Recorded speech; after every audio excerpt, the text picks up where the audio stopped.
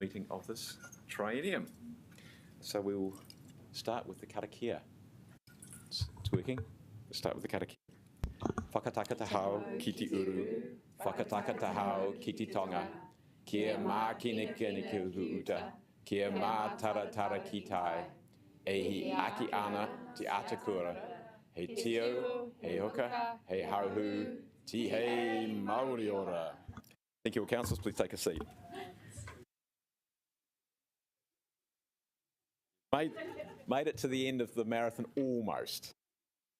So I have no apologies. I know Councillor Calvert has just arrived. I know Councillor Pannett is joining us on Zoom. Have we got it there? Got it? Good. Thank you. I'm going to start with two brief announcements if I can. The first one of them is just to say that after 2 years of absence, it was an absolute delight this morning to be at a breakfast for the designers for WOW and to meet many of these people who've come from all over the world to bring their creations to us. It was interesting actually that some of them had actually designed their creations in 2019, others in 2020, and some in 2021 and some in 2022. But it was really just lovely to see them here, and I know that the sales are going really well. So to those people out there, if they haven't already bought a ticket, I would encourage you to get in very soon. I am sure we're going to be in for a spectacular show. It's worth a lot to our city. And it is great to have it back. Can I also just say, councillors, thank you, because we unanimously supported and backed WOW, and we have really strongly supported the arts and culture sector right the way throughout what has been a tremendously challenging time. So I want to thank you all on behalf of the arts and culture sector for what we've been able to achieve during this 3 years for arts and culture. The second announcement I wanted to make is, and I will ask you to stand in just a moment, of course, between the last council and this council, Her Majesty the Queen passed away. We've had, obviously, the funeral in London. We've had the memorial service here at St Paul's Cathedral, and it was an honour to be part of that service, marking a significant milestone in our history. And I look around the table and I think every single one of us, Her Majesty Queen Elizabeth was the monarch or the queen of our country for that entire time, for our entire lives. So I'd like you, please, if you would, to stand just for a few moments in silence to remember.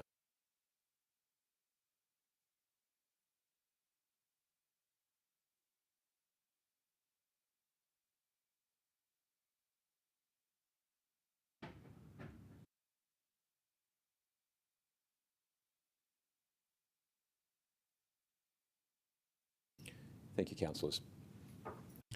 And can I just say, one of the things that in reflecting on particularly some of the words that were said at the memorial service, it was those words about service and dedication to community, and I thought actually those reflected really well on what at a very different level that we do as councillors and as mayor, and I thought those were quite appropriate. Conflict of interest declarations. Are there any? See none.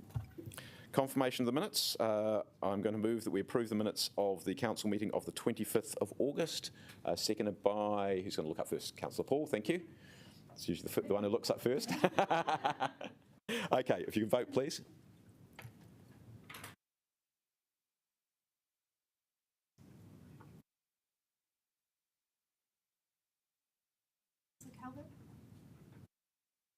Done, thank you very much. There are no items not on the agenda, and we have one public participant. Murray, good to have you here. Now, can I just briefly, I think most of you are aware of this. The reason that this is here, not been dealt with by regs, is that I think the Regulatory Committee felt that the amount of money involved was such that it wasn't appropriate for a subset of the council to make the decision. I think that's a very sensible move, and I think it's something that for the coming triennium, it should, we have a limit on the amount that the Grants Committee can grant. And I think it's probably appropriate that we do the same kind of thing for any other subcommittee. So, Murray, welcome. We've got you here. You've got 10 minutes. If you want to leave any time for questions, we appreciate that. And of course, you know the drill, so it's lovely to have you here.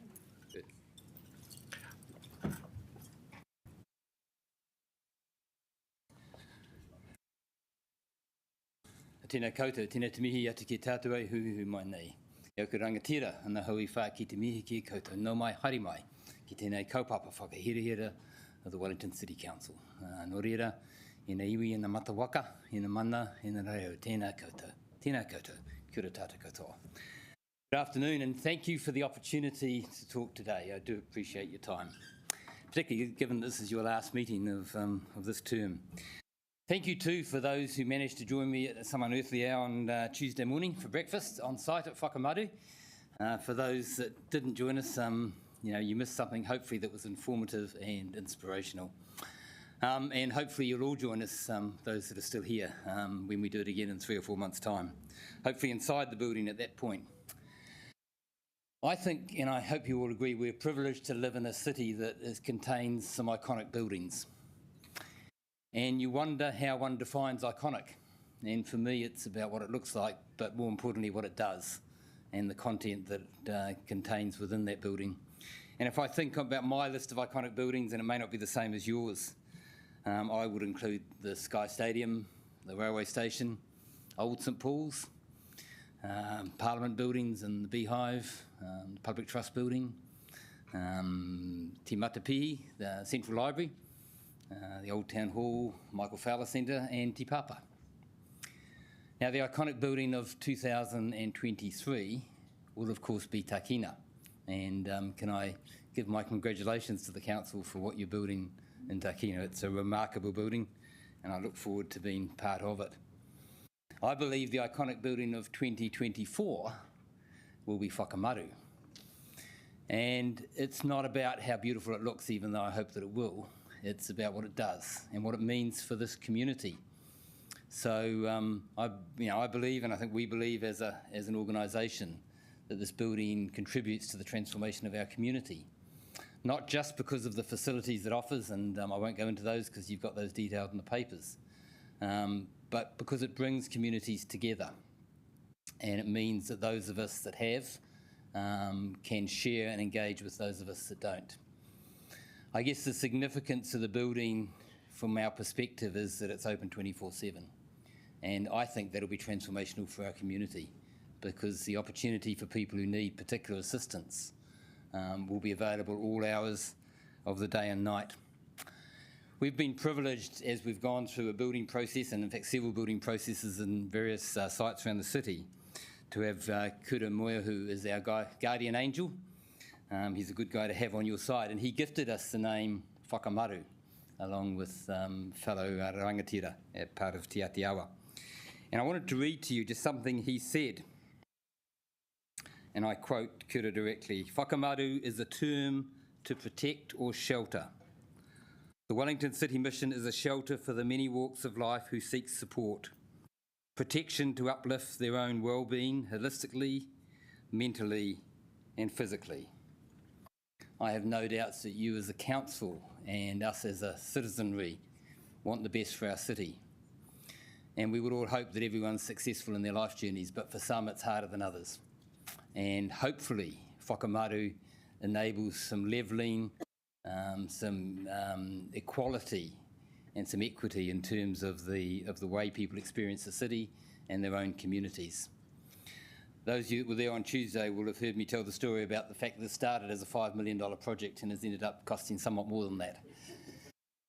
$40 million is the current bill that we're facing, and we're doing pretty well to raise money towards that. We've got $35 million currently raised. And I've got to say that's been raised with the generosity of the council, with the commitment of central government, but more so from the generosity of significant and well-resourced and influential Wellingtonians who believe in this concept, believe in the difference it can make, and are prepared to put their money where their beliefs are. The largest single donor has contributed $6 million anonymously, so we won't be naming that person, but they've committed it because they believe in the concept. The reality is the City Mission is funded from the generosity of Wellingtonians, largely. And you might say, why do we need the council's support with that? The reality is, for the ongoing operation of this building, and that's where the building proves its value, the money that we have as an organisation, that we receive as income in as an organisation, directly determines the quality and the quantity of services we can provide from it.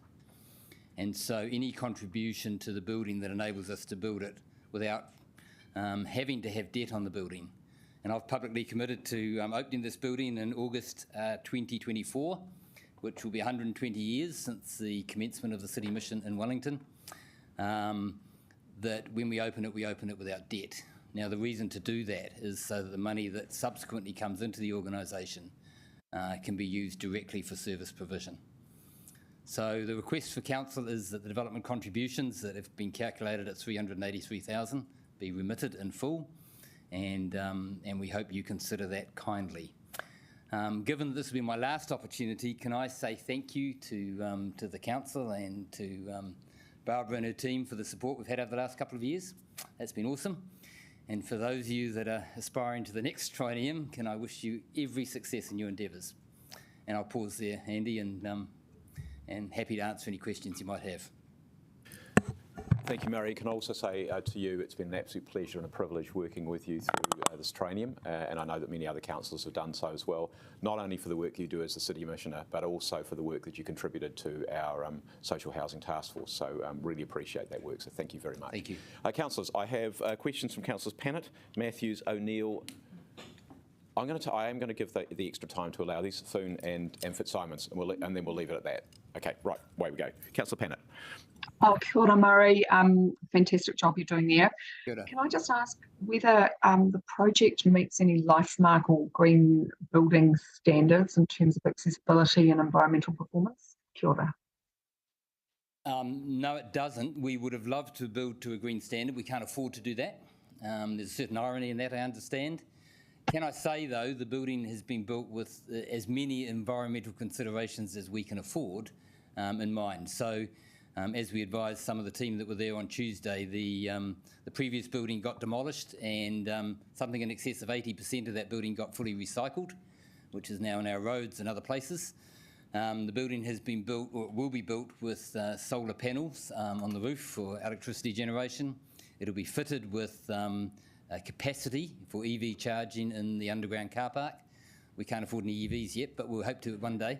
But the capacity is there, so there's future-proofing in that. We're working with the Sustainability Council to do the final planning and designs and do the fit out of the building.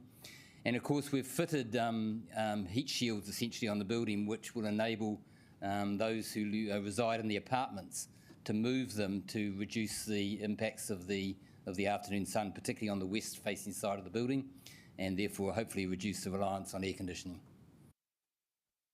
And for disabled residents or clients? Yes, so there'll be the access to the building is fully accessible, and some of the apartments, and we're still defining exactly how many, will be made accessible. So we will have facilities for that. We'll also be wayfinding in the building is something we've put a lot of focus into, so that those with whatever disability have an ability to engage in the building effectively. The intention is that when the building's open, everybody will be greeted at the door and directed in the way to go. So hopefully we assist people in their journey through the building. I've got Councillor O'Neill next. Kia ora, Murray. In our paper today, we are looking at this on the grounds of an exceptional circumstance. I would like for you to enlighten us what, in your words, makes this exceptional and, understanding it's one of a kind, but what will this bring that Wellington doesn't have? So prior to the design being done for this building, we did significant research. I took the team on a study tour around Australia. We looked at innovative social housing. We looked at community service delivery. Our architects did a search of the west coast of the US and the UK.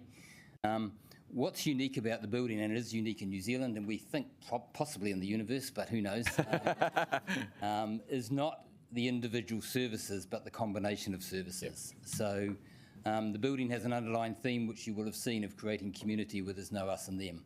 And it's very much based on that theme, but it's also about how do we connect our community so it learns how to care for itself. The building will facilitate that by the provision of opportunities for volunteering and engagement, and for people to come together and hopefully minimise the differences between themselves. We think that in itself is a transformational outcome. Thanks. Councillor Foon. You've possibly just answered that, but just to clarify, will this be the first of its kind in New Zealand and Australasia? Is that what you're saying, Murray? I think I'm claiming it's the first of its kind in the world, but someone might prove me wrong. Certainly it's the first of its kind in this part of the world, yeah. And again, it's that combination of things that come together and how the building will connect with the community, which is different. I mean, if I look at other social initiatives, they all fulfil a very necessary need, but there's not the combination of things that will be the transformational space that we believe this will be. And in terms of, if it is a first, being a pioneer or a world leader for influencing the future and how this is done, what kind of view do you have on the future for that? I have no doubt that while people will come from around the world to visit Te Kina, they will come from around the world to visit Whakamaru as well.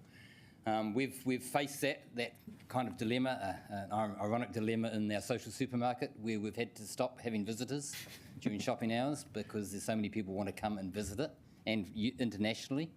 There were certainly 4 social supermarkets that have now been opened in New Zealand. They've all derived out of the one we've opened in Newtown.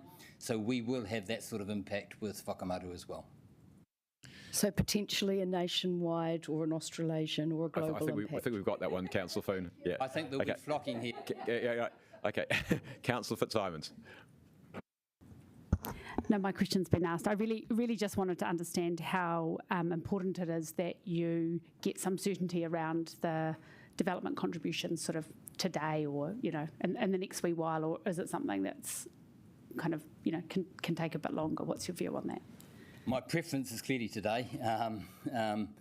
It's easy to say we've raised 35 million or 40 million, therefore we're nearly there. We're not nearly there. We've got a long way to go, and the last 5 million is going to be way harder than the initial 35. It's integral to our planning for the building that we get some additional support. We're going to have to work really hard over the next 18 months, and it only is 18 months now till we open, because I think it'll be a tragedy if we have to open with debt on the building, because that's difficult. Murray, I'm just going to ask one question. That is the proposition that has been worked up, which is to preserve the integrity of the development contributions system, is to basically say you pay the development contributions, but at the same time we pay the same amount in a grant back again. So effectively there is no transaction, but it preserves the transparency of the system. However you wish to do it is fine. Oh, that is fine. Good. Just wanted to check that's okay. Good. Thank you. Okay. Okay, councillors, I'm going to ask Helen Jones to come to the table for, I think, the next 3 reports. So these are all the annual reports of the DLC, the dog control report, and the annual report on income received from costs and incurred in alcohol licensing. So Helen, welcome. And because these have come straight to council, if there are questions of them, then that's fine. But we'll try and keep it tight. They are just report backs.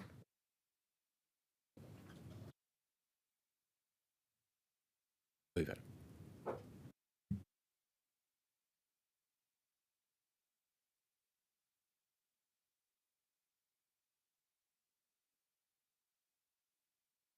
Anything that you wanted to say which is not already in the papers, we take it as read. So, yep. Yeah, okay. But so anything you want to say, or just want to go straight to questions? Straight to questions. Okay, councillors. So we'll start off with the DLC report. So are there any questions of officers on the DLC report? I don't see any. Councillor Foon.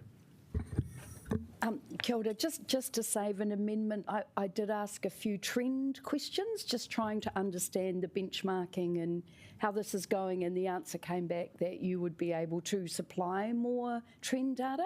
Yes. So rather than moving an amendment, can we just say, can we just ask that you supply more trend data from now on in the reports in the future? Yeah. Thank you. That's my question. Okay, Kia thank ora. you.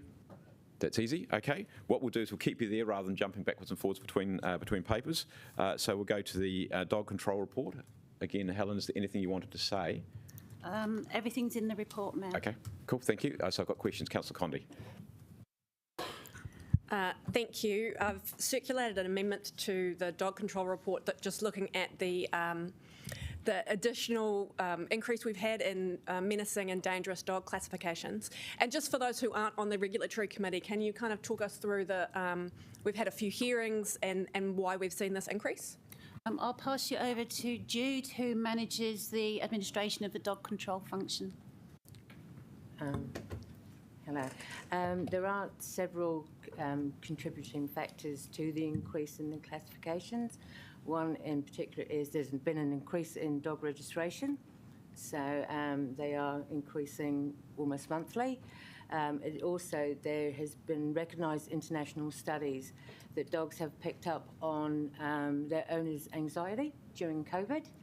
And also with the other part of the fact is when owners have returned to work, dogs are finding themselves tied up again and separated from the owners. So there's been that other aspect as well. Furthermore, we recognise and have implemented a robust and consistent process to how we deal with each attack.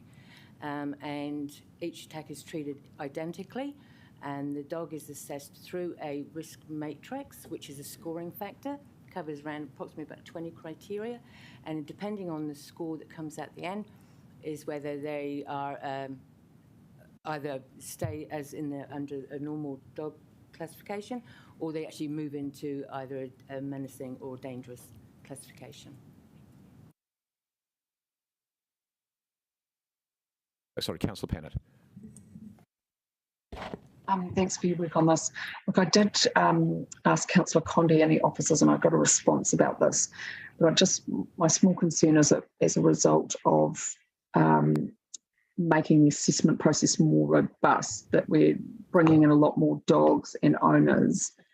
And I just want to make sure that we're being really fair about that, because it does have significant implications, and also that it means that there's a level of fairness between the way we're treating owners and their dogs now as compared to the past.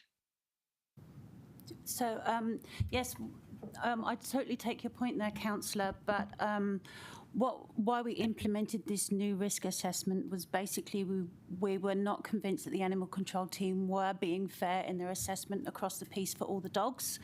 Now we know that every dog that's assessed against that rating is given a fair and true assessment. So we're now confident that every dog that comes across our books is treated exactly the same. So conversely, it's actually more fair than it used to be. It's less subjective. So, and we're quite happy that the figures that we've got now are true and accurate and properly assessed.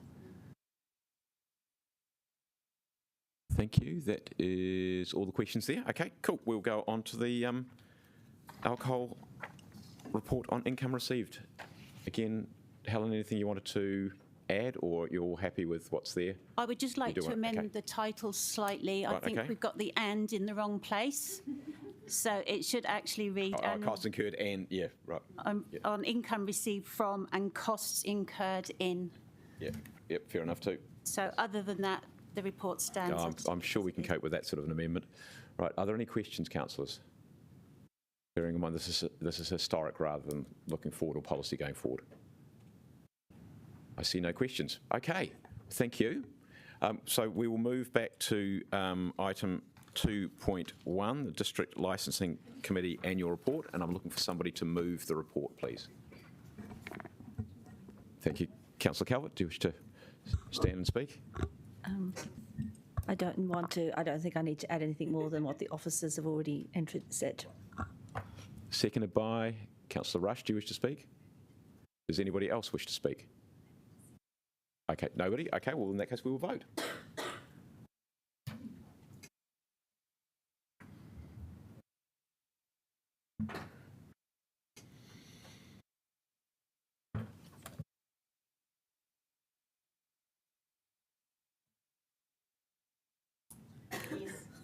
Your battery failure.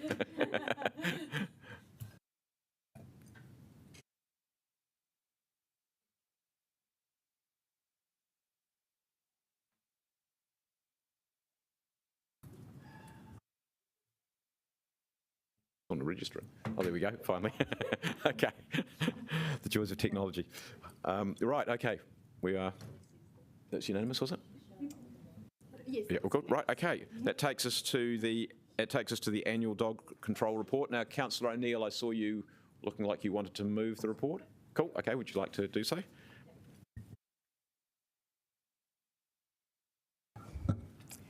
Thank you. It is my pleasure to stand for the very important speech of the annual dog control report today. We have had a couple of hearings processes at the Regulatory Processes Committee meeting since Simon and I have taken over the role, and it has been an absolute pleasure. I would just like to make a brief correction to the Mayor that this is not a subcommittee, it is a committee. Tam's just reminded me as well to shout out to all the good boys and the good girls, or the good dogs. And congratulate our dog control team, because in all of my community groups I recognise the officers that sit at our table, but I also see photos of them out in the wild of Wellington, wrangling menacing dogs and escape artists and things like that. And just to, they're another front-facing team that holds really good trust and relationships in our community. So thank you. Cheers. Thank you, Councillor O'Neill. Seconded by Councillor Wolf. I won't speak for long, just to echo what Councillor O'Neill has said, and to thank the officers. You guys have done a fantastic job, and you're continuing to do that, because just in the last week I've had some great feedback on you and what you're doing in regards to succession planning for the future.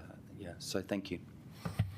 Okay, just to be clear, the amendment has been moved and agreed. Was that the intention? Amendment moved in with the officers. Right, and officers are happy with that?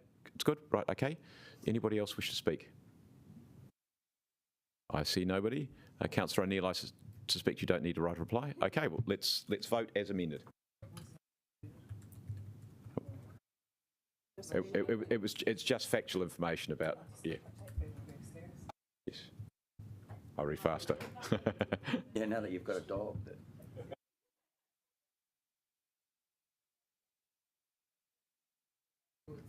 Big trauma.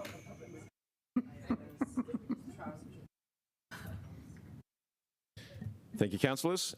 That takes us to the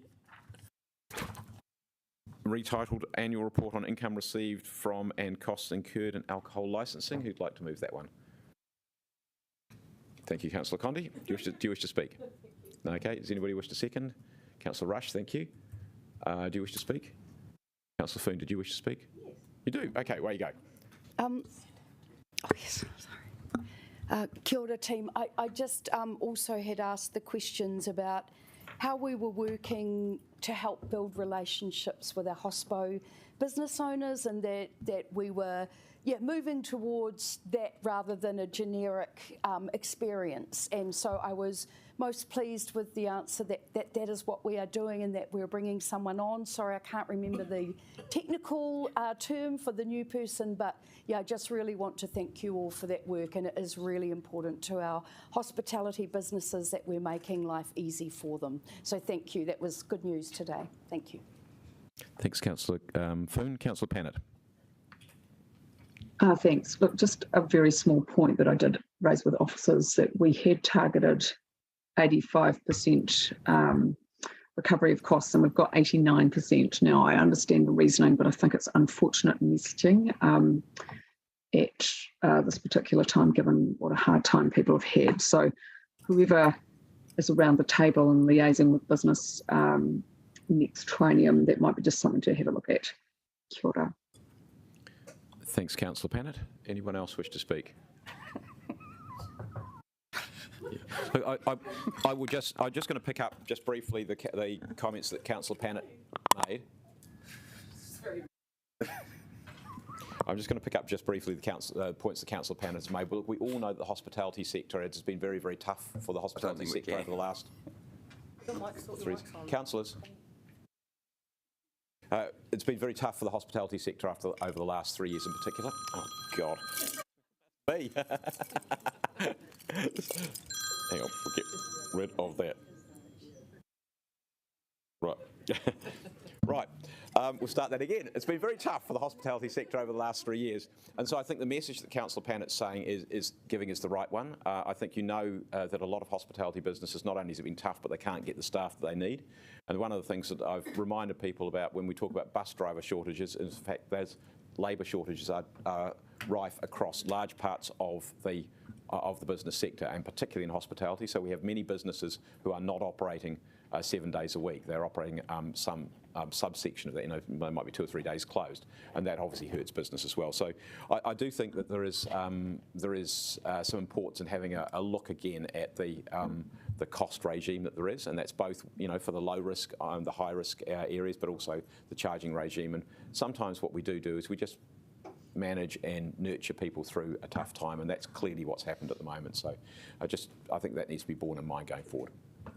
I will go back to the mover, Councillor Condi. Did you wish to say anything?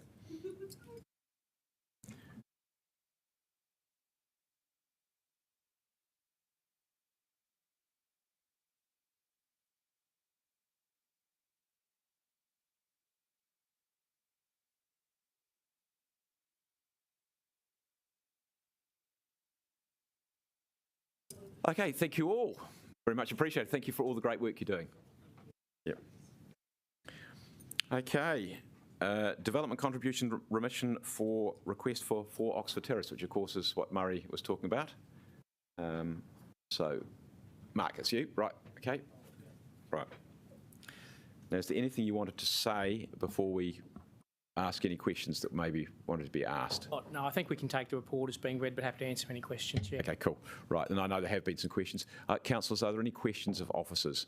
Possibly, particularly, it might be good to just cover off that the proposed amendment there, Councillor Condi. I'm not sure if this would be for Mark, or maybe Sarah would be better fielded to take the question just about the implications of the new 4 and how that will work, just so everyone's on the clear. As development contributions are used to pay down debt, and you'll remember that the Accessibility and Environmental Sustainability Fund is actually a debt-funded grant that we pay back over a shorter period of time. It kind of has a net nil impact on our debt profile anyway. We won't be remitting the DC, it's still not going to be paying it down from debt, going to be taking this off debt through this grant. So it's got a kind of net neutral impact. It's not something that is usual to recommend something that may not meet the criteria of a fund. It may meet the criteria of that fund. If it doesn't, we recommend reducing the size of that fund as a budget decision from a full council meeting.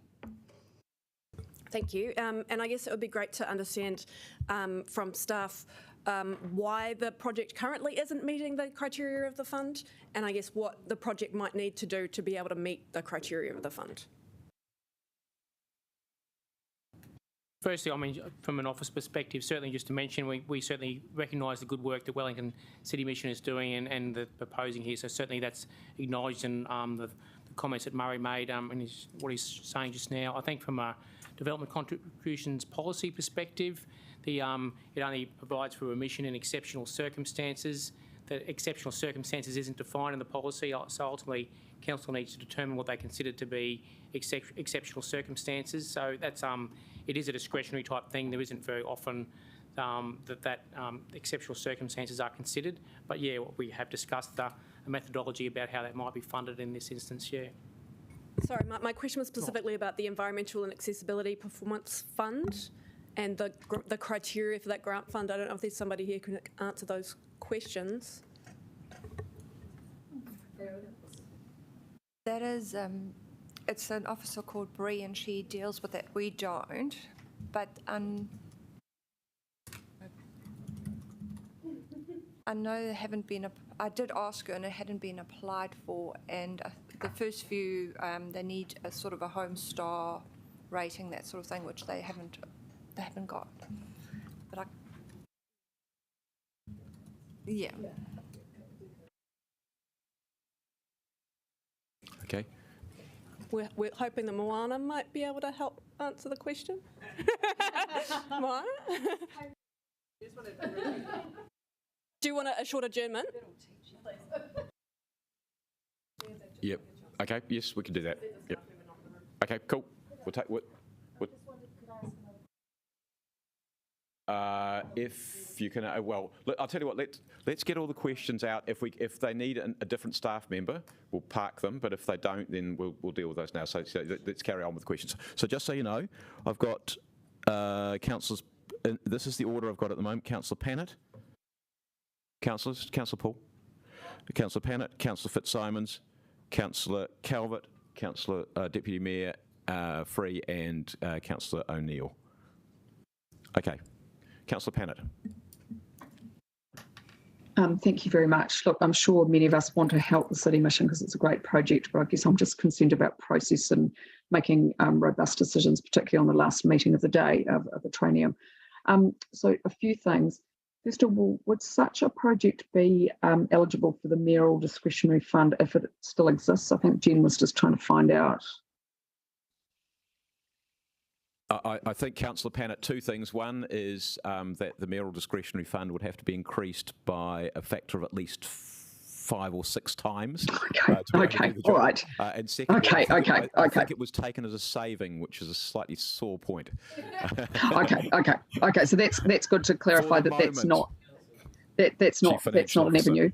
Yeah. The next question then is the grants process. So just again from a process point of view, the next council then would have to make a call to change the criteria around the grants. Is that correct? And like I said in my email, I'm not suggesting anyone raises a notice of motion around this. Through you, Your Worship, I think what we're recommending here is acknowledging that you have a $20 million grant fund for buildings that are either accessible or green, and that's probably a good place to start for a project of special significance like this, which is also going to do so much benefit for the city, and that you could as a council now agree to reduce that budget of that grant and use that money, that savings from that reduced budget, to grant to the City Mission. And we've got that's a decision you could make today rather than actually applying for that as a grant. Actually change the budget around, and I have the eligibility criteria in front of me for that fund. There's a specific size, that it's got no natural gas connections. Yeah, there's a whole bunch of stuff in here that it might not meet. So I'd say, and because you don't have the authority over what a new council might decide, I think it's probably easier to agree to amend the budget today. So can I just ask a couple more clarifying questions? Because I do see this as being a quite important point of principle around just spending public money. So we have full authority to make that budgetary decision without any advice?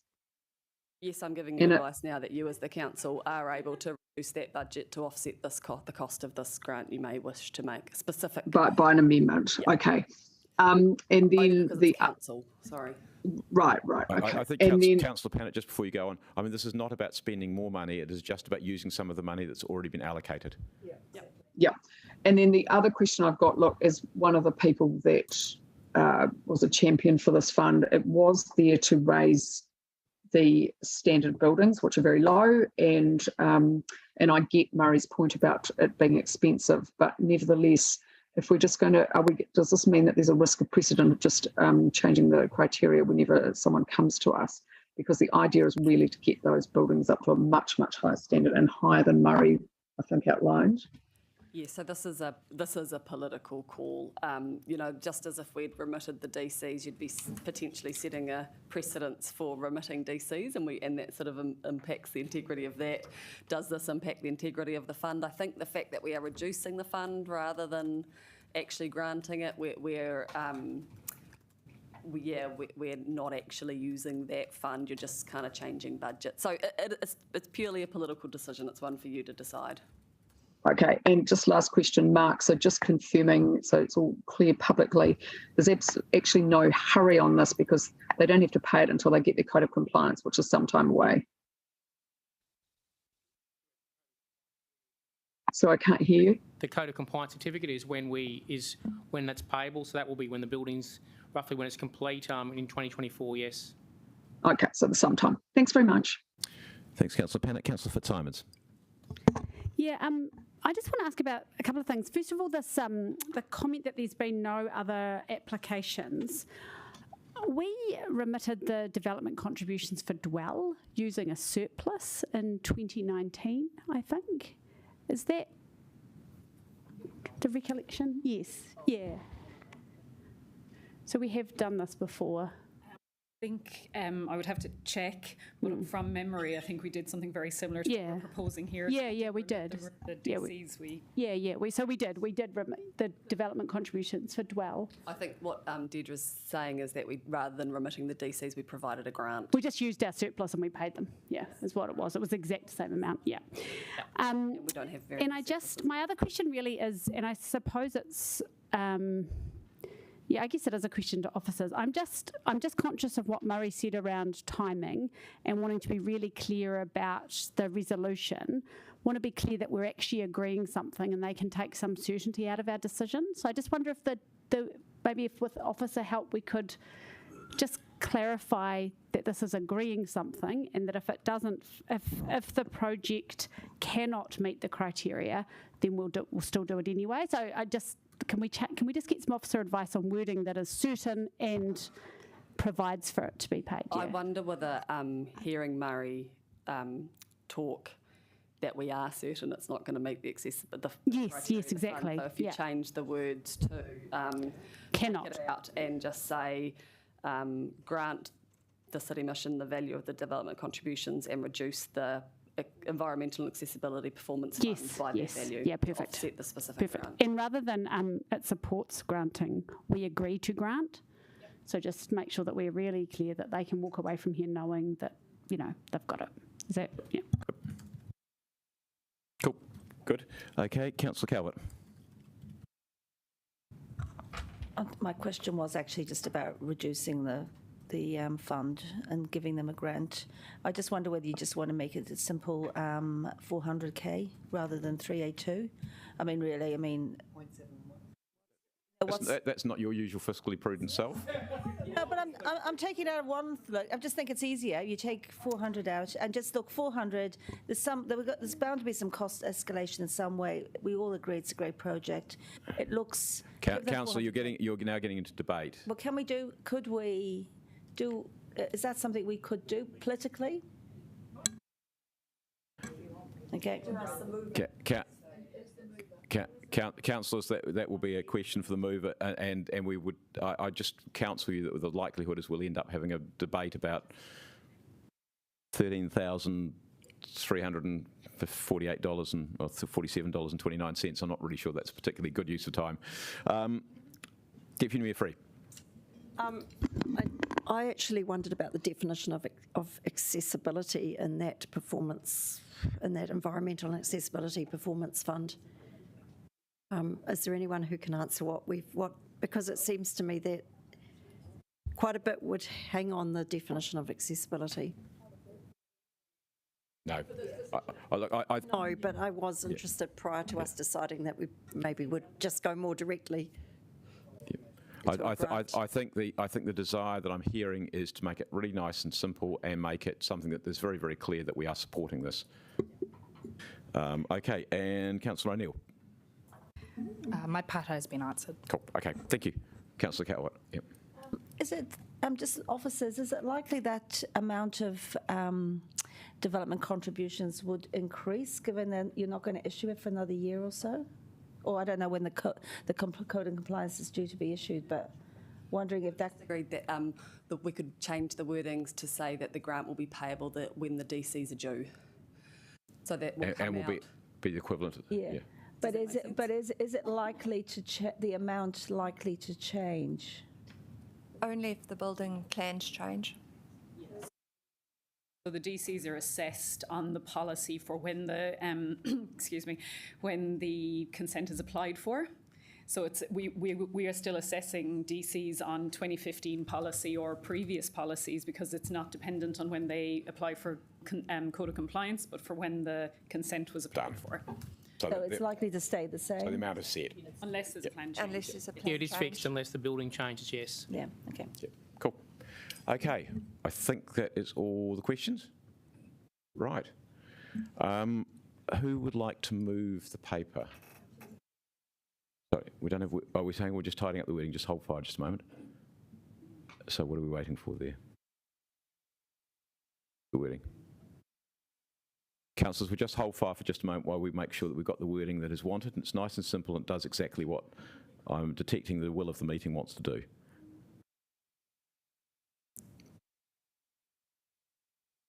We'll take a 5-minute break.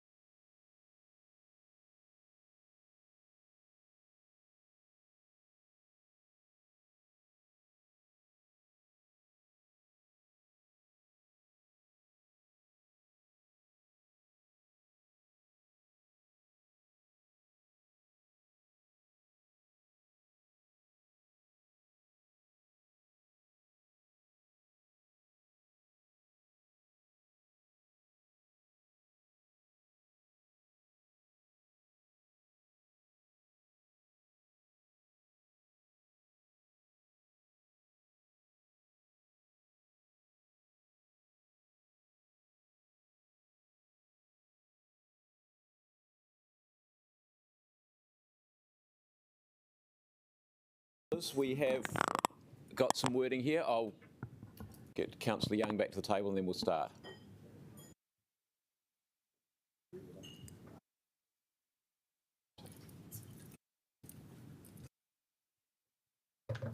So you've got the wording up so people can have a look at the wording.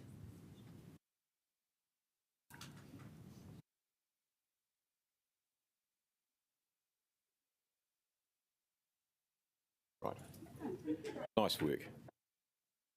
This is exceeding. No, we can't call it creative accounting, can we? It's creative policy making.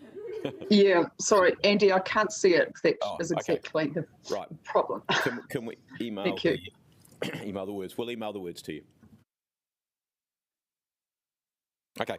Look, I'm going to say a few words in starting. Look, I think first of all, I think all of a mind to make sure that we are supportive of the City Mission in this fantastic mahi that they are doing. I think there's also a desire to keep the DC policy clean. And for those people who are watching here, the development contributions policy is about providing, charging essentially development for the cost of the infrastructure that development imposes on the city. So, you know, if it means that we need more pipes or more park space or more roading space or whatever it might be. And so we have a calculation there which we charge to new developments. And so I think, and I agree that we need to keep the development contributions policy clean. However, I think we also want to recognise that this is a quite extraordinary and unusual development. And it's one that I think we want to be seen to be supporting and to be supporting practically. We've already provided $500,000 as a direct grant to Whakamaru. And I just want to say that Murray, that the City Mission, I really want to thank you and the whole team at the City Mission. You do an extraordinary job in your the normal business that you do for some of the least well off in our community, and I really want to salute you, and if you can pass that back to the whole team to say thank you to them all for the work that you do. But you're also doing above and beyond that. I mean, I really want to say thank you to you specifically for the creativity and the energy and the passion that you bring to the role. And particularly think you mentioned the social supermarket. You're doing things which aren't being done anywhere else. You're leading the pack, and we're extraordinarily blessed to have you doing that work here in Wellington. And I think, Whakamaru, you said, while all the bits of this may be being done to some degree somewhere else, it is putting the package of those things together. And I think what it does and the way you've described it and the way in which it becomes the heart of a community and there is no them and us, I think that is a really, really powerful message. And I think that that is something which I really look forward to seeing completed. I'm sure it will be an iconic building. It looks beautiful. I know I've seen the fly-through a little while ago, and as a building, it looks really beautiful. But I think what it does is going to be even more beautiful. And I think that is the magic there. And so I think it is really important that we do support the work that you're doing. I think the other thing that I wanted to say is I just want to thank you for the work that you have done and the City Mission has done in support of the Pōneke Promise. And that is about making sure that our city looks safer, feels safer, is safer. And a part of that is the contribution that is made to making sure that people are well housed and, really importantly, well supported in that housing. So Te Pāpori, the work that you're doing at the top of Taranaki Street, and the work that you're doing here with Whakamaru, I think those are all really, really important things. And it's that combination I think you described to us when we met with you on site. Was earlier this week, wasn't it? To see the work that's been done already, but that combination of the different things that are going on, the work that's being done at Arlington, the work that's being done at Rolleston, the work that we are setting up to do with the community housing providers. So we're actually starting making sure that we have got a pathway so that all of our citizens are able to be well housed, well supported and well looked after. And I think that's where we want to be. So I want to thank you for the work that you do, that your team does. And I think that what we do today is about signalling our further support for that mahi that you are doing. So I'm pleased to move the words here. I want to thank councillors for the work that's been done in putting those words together, particularly Councillor Condi for the work that you did. And I think it's absolutely right, that the purity of the DC system, but yet how do we make sure that we help? And officers, thank you for your working through the wording to make sure that we achieve what it is, I think, that is the will of the council here. So delighted to move that and looking for a seconder, and I think that's Councillor O'Neill.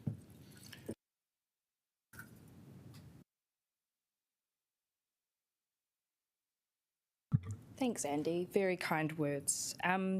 Look, it is no secret that I am very proud to be a part of the City Mission family, and I'm about as close as you can get to a conflict of interest without it being financial in any way. But no, I've had the pleasure of working with them for just over 2 years now, and something I want to acknowledge is through every staff member, it doesn't matter how high you get. I remember going into the supermarket at, I think it was COVID level red, and there was Murray, restocking toilet paper and slimy shampoo bottles that had leaked everywhere, and he goes, "How's it going? I'm joining you guys today."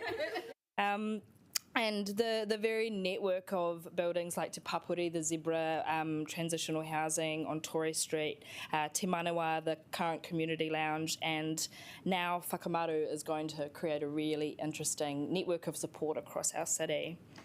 It's all about building relationships together. And just this morning I was on Courtney Place and I ran into an old mate that I used to see around town when he was unhoused. And he talked about supported living, and I asked him how he's going. I actually knew that he had started working there, but he works at Camel Grill, right next to Dreamgirls. And I was chatting to him, and he was really, really excited because he'd finished mahi at 3 a.m. This morning, and he was opening the shop to prepare for opening. And he talked about how the fact that he likes City Mission, a little slight, but he's like, DCM has too many rules. I like these guys because they're more down to earth. But no, it was a really complimentary, and he talked about the support that he received from Wellington City Mission and how it enabled him to get into a more stable housing environment. He then said he's turning 65 in a few months, and doing things like having a stable place to live enables him to get the first job he's had in a really long time, and he's got a few more things on his bucket list before he reaches the retirement age of 65. So a very timely story, and he's pretty happy at the moment, but I'm very pleased that, fingers crossed, we've got unanimous support today to find a way to relieve some things like the DC without changing the policy, because I thought that would be a bit of a stickler, and to thank Councillor Condi and other councillors for building that relationship and coming to a solution this morning. Cheers. Thank you. Councillor Foon and then Councillor Fitzsimons, and then the Deputy Mayor.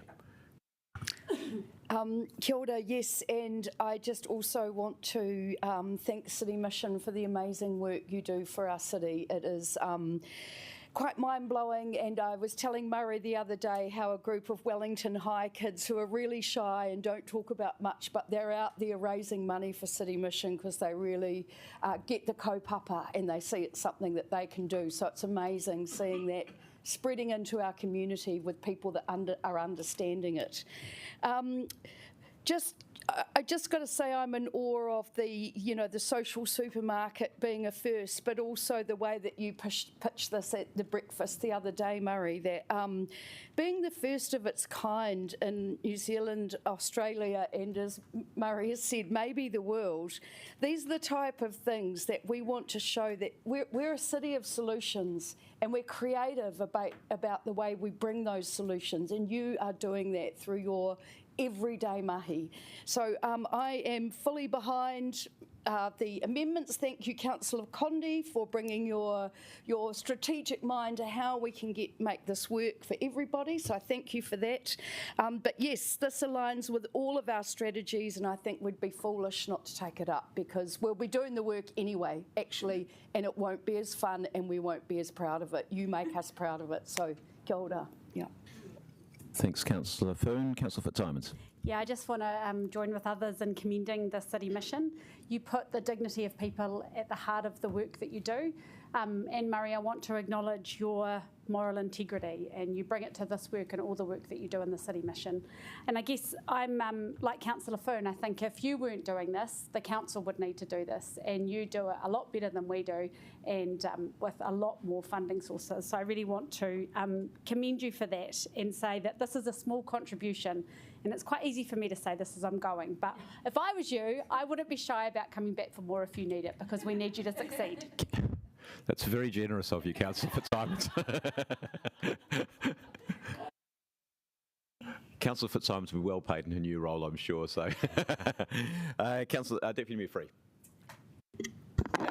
Look, I'm really happy to support this. I'm glad we found this particular solution because the building, what is it called? The Environmental and Accessibility Fund.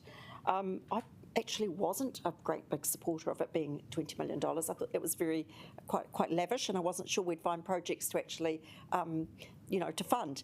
And I think one of the morals here is don't let the perfect be the enemy of the good.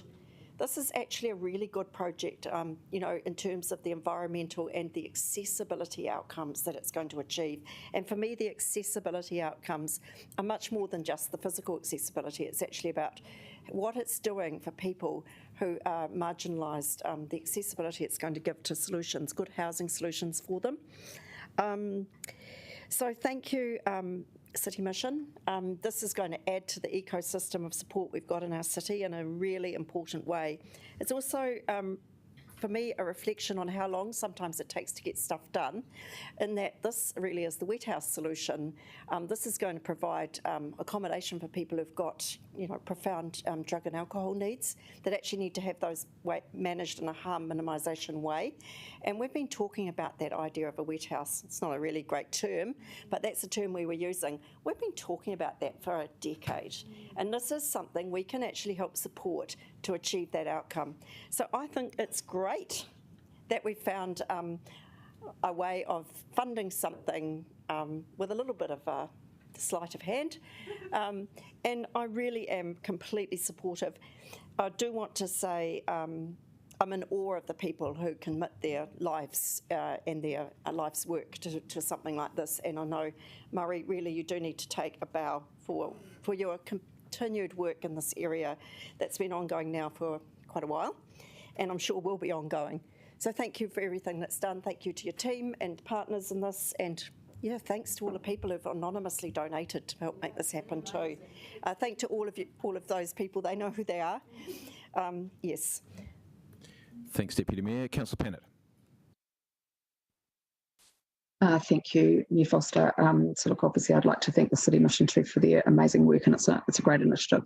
But I won't be voting for this today, and actually I'm a little bit shocked by what's happened. I think there are problems with the process. This amendment is really last minute. And we've raised, the public has raised issues around confidence in our decision making. So we've talked about the purity of the DC process, but clearly the process around this new fund and the grants is a different one, and I'm not clear why that is. This has come with no analysis and no evidence. And importantly, we don't actually need to make a decision today. There is plenty of time before 2024 to go through a robust process to make sure not just that this project succeeds, but others do as well. I am concerned about precedent, just from that perspective of, we need to make good, robust decisions, but actually we want to be encouraging more of these kinds of projects, so why wouldn't we set up some good policy parameters to enable them? This project clearly does not meet the criteria of the fund. The purpose of that fund was to really, really raise the bar around universal design and Green Star. It's absolutely critical that our buildings do improve. They are not giving access to disabled people, and they are contributing to climate change. And I guess I just feel that this decision is a little bit emotional because of the desperate need of people, when I think we need to make good public policy decisions so that we can actually make more good decisions for people in a vulnerable position. So I'm really sorry, but I do have some quite strong concerns about what has happened today. Kia ora. Thanks, Councillor Pennant. Councillor Calvert, Councillor Rush. Well, Councillor Pennant, you'd be pleased to know that I very rarely make an emotional decision. And I think it's really important around fiscal responsibility, but that's maintaining a balanced budget. And I'm really pleased about the solution that's been agreed, because this is money we've put aside already. I think this is a type of development that we need to see more on. We've seen what happened in Courtney Place when you put a lot of people into an area without the support that they need. Without that community support. I know the council has had to put in some extra resources, but that was probably not as much as what was required. Seeing something like this is what we need in our city, and it may not be the only one. It's quite interesting. I say it's only 4 stories. It's probably quite good to add a few more stories, but I know that would be a lot. But yeah, well, we might not need them around the place. And I'm glad to see Councillor Matthews would support that too. So look, I'm going to support this wholeheartedly because this is very much a social investment that this city should be doing and supporting along with government. Thank you. Thanks. I have Councillor Rush, then Councillor Wolf. Thank you, Your Worship. I'm thrilled with Councillor Pennett's emphasis on process, but I do think, though, that one of the virtues of being on the council is that you can cut through it and do the right thing, and I think this is just a no-brainer. I'll be supporting it. Short and sweet. Councillor Wolf. Yes, thanks, Your Worship. I agree with the previous 2 speakers. This came to regs and we were very sympathetic, but we didn't feel the process was right. And it's actually been given the right amount of time for us to make the right decisions now. And as Sean has said, let's just cut through and get it voted on and passed. In doing that, I'd just like to commend the work of the City Mission as well. You guys absolutely rock. I know from personal experience, having worked alongside you for many years in another role, that you guys, it doesn't matter if you're the general manager or the person out and about, you all lend and do the extra hours, the extra yards, and you're absolutely passionate about what you do, and I'm passionate about what you do too, and therefore I have no hesitation in supporting this. I think this is a great project and it will be great for the city. Thanks, Councillor Wolf. Councillor Paul. Kia ora koutou, kia ora Murray. Just wanted to briefly thank you so much for your mahi. As a councillor for the inner city, this is a real taonga for not only the city but the region and for our people, and especially when we have seen how hostile some of the inner city can be towards some of our community and some people who just need a bit of aroha and a bit of grace while they're going through difficulties and challenges within their life. So thank you for giving us this gift for our community.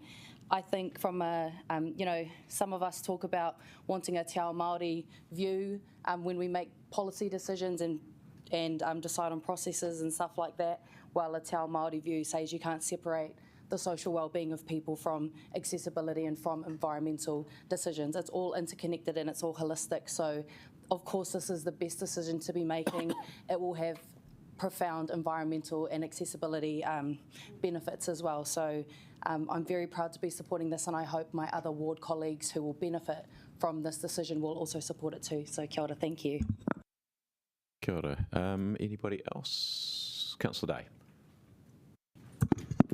Oh, kia ora. I also want to thank Murray and the team for the mahi they do and for having us along on Tuesday. It was exciting to be there in that space and think about the vision and the number of people in the community who are wrapped around this project. It's quite phenomenal, and I think Wellingtonians will be incredibly proud of this as it comes out of the ground.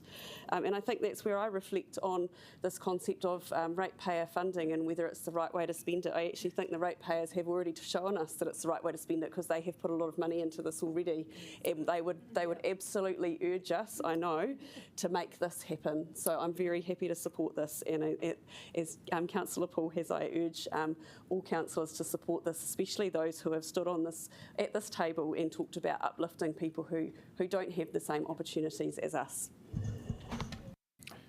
Thanks. Anyone else? No, okay, well, right of reply. So thanks, councillors, for a good discussion. I think, Councillor O'Neill, what you said, the story you told, is about the story of changing lives. And I think that's part of the magic. And I think this is the magic that I think, Murray, you've always talked about. It's not about just looking after people for a period of time and then leaving them in the same condition that they came in, but changing lives. And that is the magic of a lot of the work that is being done by the City Mission and by others, to be fair, as well. Councillor Foon, you mentioned creativity and a city of solutions, but I think that goes to the whole it's another part of creativity. And we talk about arts, we talk about culture, we talk about digital technology and film. Here's another piece of great creativity that is going on in our city in the social environment. So I think that is very, very, very strong. Councillor Fitzsimons, I think actually a good message there that you gave about actually sometimes it's good for us to partner to empower others. We don't have to do everything ourselves, and sometimes other people, quite often other people do things because they're experts. That's their passion, and our job is to help them, not to try and do it ourselves. And I think that's a message we should all bear in mind. Deputy Mayor, I think the wet house, Murray, correct me if I'm wrong, but the wet house idea is going to be the 240 Taranaki Street, isn't it? Yep. So so it's the 240 Taranaki Street. But that again, sorry? 304. Okay, the Taranaki Street, what used to be the night shelter. But that the good news on that one is that will be ready first. So that's ready this coming year, and so that is something which has been an aspiration for the city for the decade or so that you talked about. And I know that Rolleston is part of the Rolleston development by Te Kāinga is also going to have a wet house related type component. I'm not sure they're quite the same thing, but certainly it is meeting a long-held need for our city, and that's great.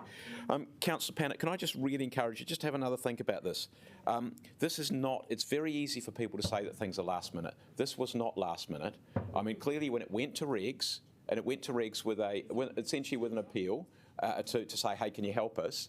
And regs said, yeah, we like it, but we want to give it to council as a whole. So there's been some time, as Councillor Wolfe said, to give some thought to this. Officers have obviously given thought about the right way of dealing with this. So I don't think you can say it's last minute. I mean, it's been dealt with at the time it's come up. I mean, what other way can you deal with it? You say, well, if we're going to give certainty to the city mission in its fundraising, there's not much point in saying to them, hey, well, look, we'll make a decision, or somebody will make a decision at some point in time in the future, and maybe we'll help you out. You've got to give people some certainty. And so making a decision today is about giving certainty. So it's the first time, yes, but it's also the right time to make that decision in my books. And I think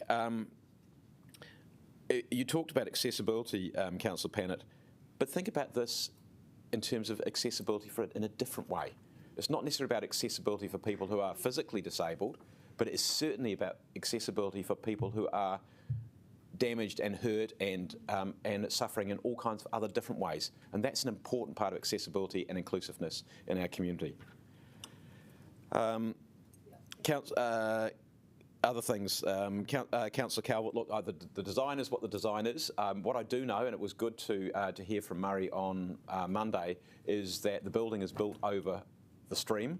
I've got no idea what foundations would look like if you went higher, but I suspect the engineers would have to have another good look at it and have another good go at it. And I know that, what did you say, they were pumping at 20,000 litres or something a day? I mean, so it's a damp environment, and I think foundations are really, really important in whatever you build. And look, yeah, it's a wet house in a different way. And thanks, I already said thanks to Councillors Wolfe, Rush, nice speech.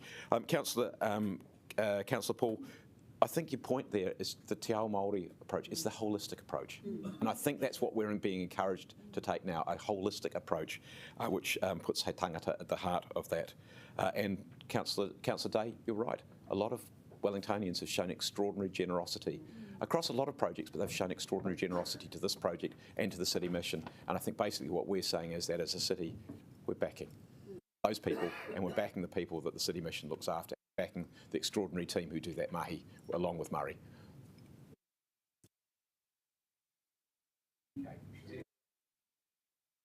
Does anybody want anything taken separately? I see not. Okay, let's vote.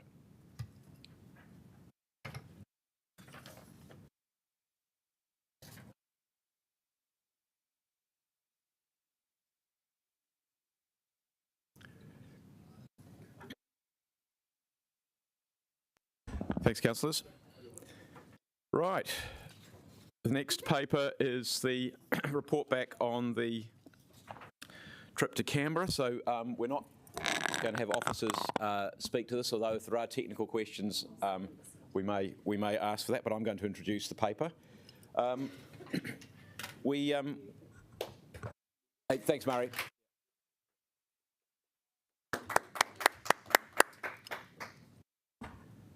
Right, we had, I think it was about 3 attempts to try and get to Canberra over the last little while, and I guess that shows you the level of disruption that occurred through COVID and COVID-related restrictions. It was a very valuable visit. So, as you see in the paper, I went with, we had David Soul there from the Gardens. We had Siobhan Proctor, our Chief Infrastructure Officer, and Michael Algaras, my Chief of Staff. So it was a team of 4 in the end. We had hoped that there might be some others, but I think some people got sick and other people weren't able to do it in the end. But it was a really valuable visit. We had, by my count, 19 different meetings or engagements over the space of 4 days. And I think really valuable in deepening what's a really good relationship. It is such an easy relationship to have with Canberra. I mean, while there are things that are different about us, there are so many things which are the same, and it's quite a different relationship than some of those where, that are not English speaking. It's a just across the ditch sort of relationship. Canberra will visit us shortly. There'll be Canberra Week later on this year. We're still trying to work out exactly how that's going to pan out, depending on some other discussions that are being had, and hopefully will land very positively, and I think will excite Wellingtonians. But that's an opportunity for Canberra to showcase itself to Wellingtonians. And one of the things is that we saw a real keenness across the board, not just from the ACT government and the ACT government officials, but from the likes of the LGBTQI+ community to deepen relationships here, from Mulligan's Flat, the ecological institutions, the National Arboretum, the zoo, the business chamber, all of them saying we want to deepen relationships here in the arts and culture sector. So there is a real desire in part of the Canberra community to deepen relationships. And of course what sister cities are about, we're trying to make them so they are not just about government to government or council to council, they are about people to people. And just as by way of an example of that, earlier this week I had a lovely meeting with the Greek community, and they are really keen to keep on deepening that relationship with another of our sister cities in Hania. We've been doing work with Jamin and trying to deepen that relationship, again, people to people, likewise Sakai. So these are the kind of things that we can do through sister cities, and they're about building relationships which will stand us in good stead socially, economically and culturally.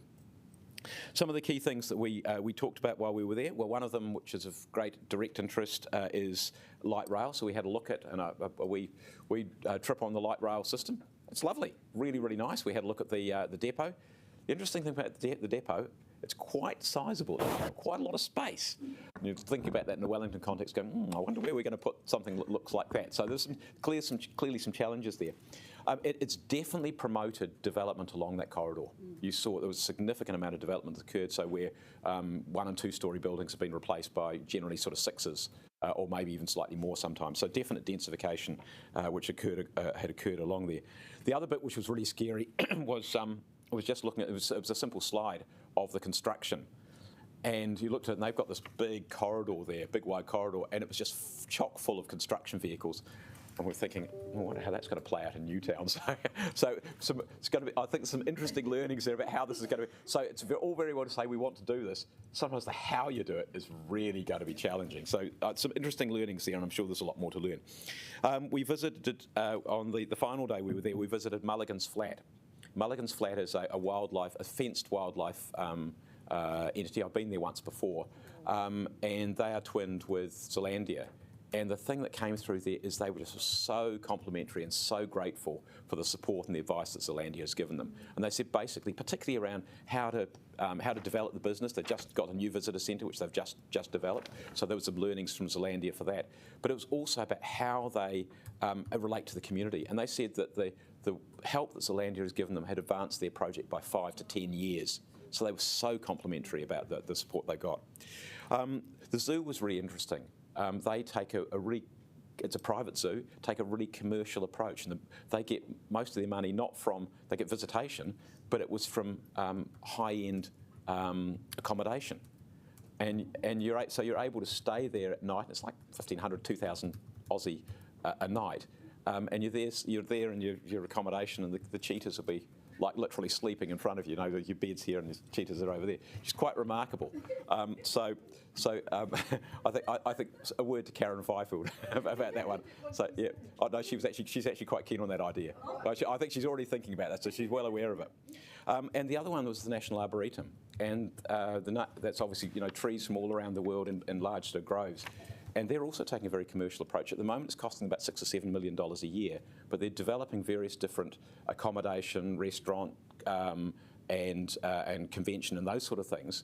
And they're expecting to be revenue neutral in about 6 or 7 years. So and that's the kind of thing you go, okay, put that kind of thinking, are the places that we can actually do things? Because we often say, well, where can we actually try and reduce rate costs? So there's, I think, some lessons to learn from those institutions. The LGBTQI+ community, they're really, really keen on deepening their relationship with us here in Wellington, with our community here in Wellington. And actually, when Andrew Barr, the Chief Minister, was here last year, it was timed beautifully that he was actually able to come to, and we took him to the Rainbow Community's AGM, and he went down a treat. It was really, really great. So really good to see, and that hopefully we can deepen that relationship. We talked about waste. And one of the things there, we had a good conversation about waste. And one of the interesting things there was the impact of deposit legislation. It reduced the waste just a little bit, but what it really made a huge difference to was the rubbish. So the amount of rubbish that, the bottles, etc., dropped like a stone, which was really great. So if you're interested in looking after our parks and our streams, etc., that's a really great thing. So I can't wait for that to happen. I know that when I get involved and I do this sort of thing of cleaning up reserves, bottles, especially broken ones, are a pain in the neck. So I can't wait for the government to actually finish that. We talked with the City Renewal Authority, and they were doing both things around intensification, but also around just beautification and little things to do to bring life back into different parts of the city. We talked about aviation links, and that's something which we're going to keep on progressing between the two airports and the two cities. And we also talked about the opportunities there are as a capital city. And you probably well know that Canberra, they try and attract school-age children from across the whole country. I think it's something north of 50% of all school children at the moment come to Canberra to learn about democracy, to learn about civics, to learn about the institutions, the national institutions that are out there. That's a model that we are looking to pitch to government as well here, and particularly if we're going down the track of saying we want 16-year-olds to vote, or at least that's an aspiration for many people. You want people to understand. You want to have a good program to understand how the whole system works. And frankly, if we want to boost the number of people who are going to vote, you want that kind of civics education, that sort of understanding of where your country's come from, the big conversations, and the history of the country. And I think those are all really, really important. So we had a lot of all those meetings, and a whole lot more, arts connections and so on. So a really useful conversation. It's a really valuable relationship, and it's something that we need to keep on building. I know they're really enthusiastic to build on that relationship. So, and thank you for your support for going across the ditch and visiting with them. Happy to move. Seconded by the Deputy Mayor. So just to quickly say that I think after so much disruption with COVID, so many plans that had to be abandoned, I think it was really very fortunate that you were able to go, Mayor Foster, and it was a slim team, but obviously a very packed program, and we're hearing really good and useful information. It just, to me, highlights how valuable the face-to-face aspects of it are. And I had the privilege of being online to attend a bit of a discussion about light rail, and the Mayor's already summed it up, so I won't go over that again. But just to say that in a time of ever-increasing global uncertainty, I think these sister city relationships and these actual friendships and understanding that we can build with this face-to-face contact is not to be underestimated. We've all had that experience of being on Zoom. I know Councillor Poon attended an international conference on Zoom, but it's just really not the same. And, these occasions don't have to be done often because they do cost money. Well, this one was pretty economical, really. But I think we should still not consider them a waste.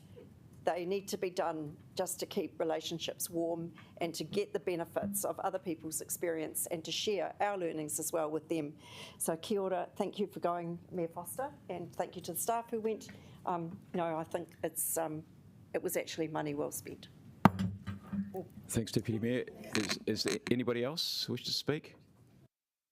No, look, I will just say one thing just in right reply, because the Deputy Mayor has said, Zoom conversations. We actually had quite a number of council officers and the Deputy Mayor who joined us at various different times for various different bits of the conversation, so that was valuable. The waste area, for example, was one. The development area was another. Sarah was on the light rail call. Liam Hodgetts was on at least one, if not two, of the calls, so that was quite valuable. But I should actually also say, that in terms of those sister city relationships, one of the things that I have done, and we've had multiple conversations, many multiple conversations with quite a number of our sister cities and some non-sister cities as well. So we've had Zoom conversations with Beijing, with Sakai, with Taipei or Taipei City on a number of occasions. So we are actually trying to make sure that we maintain those relationships, even if we haven't been able to physically travel there. And in fact, I will give you this little story. We had one occasion where we were having a conversation with the mayor of Taipei City. And we had a fire alarm during the conversation, so we actually managed to keep the conversation going. Walk down the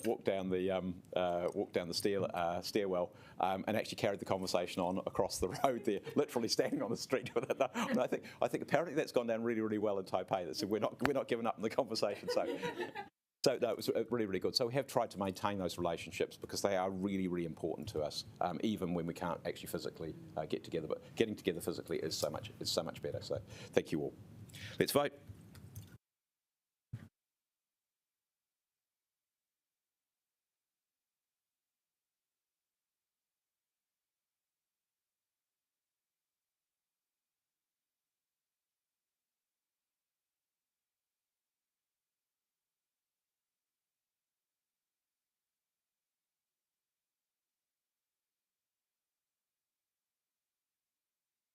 Right. Okay, the next paper is the end of triennium report. Stephen.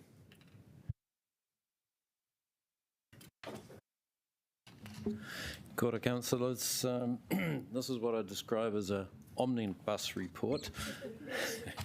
Obviously, it deals with chief executive delegations between the point where there's a final result and the new councillors sworn in, or the new councils established. So there's a number of them in there. The report also deals with a number of other items. The capital program 21-22 in terms of continuing to spend on those projects that were live in that period, and normally that would have been dealt with a carry forward report. The Paurua Harbour and Catchment Joint Committee, there's a request to wind that up. Obviously there's another item regarding the assistance to ratepayers with payment of rates, and an expiry of items lying on the table, which I emailed Councillor Pennant this morning in respect to some questions that she had on that. So I'm happy to answer questions. I'm not sure if Jennifer Parker's back in the room, but she's probably out on the phone regarding the election, no doubt, so rather busy period. And our finance colleagues are home here somewhere that can answer any questions on the capital program. Thanks, Stephen. Any questions? Deputy Mayor and then Councillor Rush. So just looking at your advised dates when the final results might be declared from the upcoming election, you've got the 10th to the 14th. However, in the handbook for elected members, it says the 15th to the 20th. So I'm just wondering which of those dates is actually, that's more likely to be correct. I think the 15th would be a no later than date, but it could be earlier depending on when we get those final results in. Thanks, Councillor Rush. Thanks, Stephen. So, as I've indicated by email, the one paper I do know that's still lying on the table relates to Shelley Bay, and I don't think I've actually seen it, and I'm a bit reluctant to really just let it expire. Okay, so in the... Perhaps, Stephen, you could identify how many papers there are that are lying on the table at this stage. So first of all, there are none from this triennium. There are two that relate to the period from 2013 until now, but two of them, two papers or two resolutions. One related to the a merger with Pōneke City Council, and the other one, which is sorry, can you expand on that one a bit? Even I can't.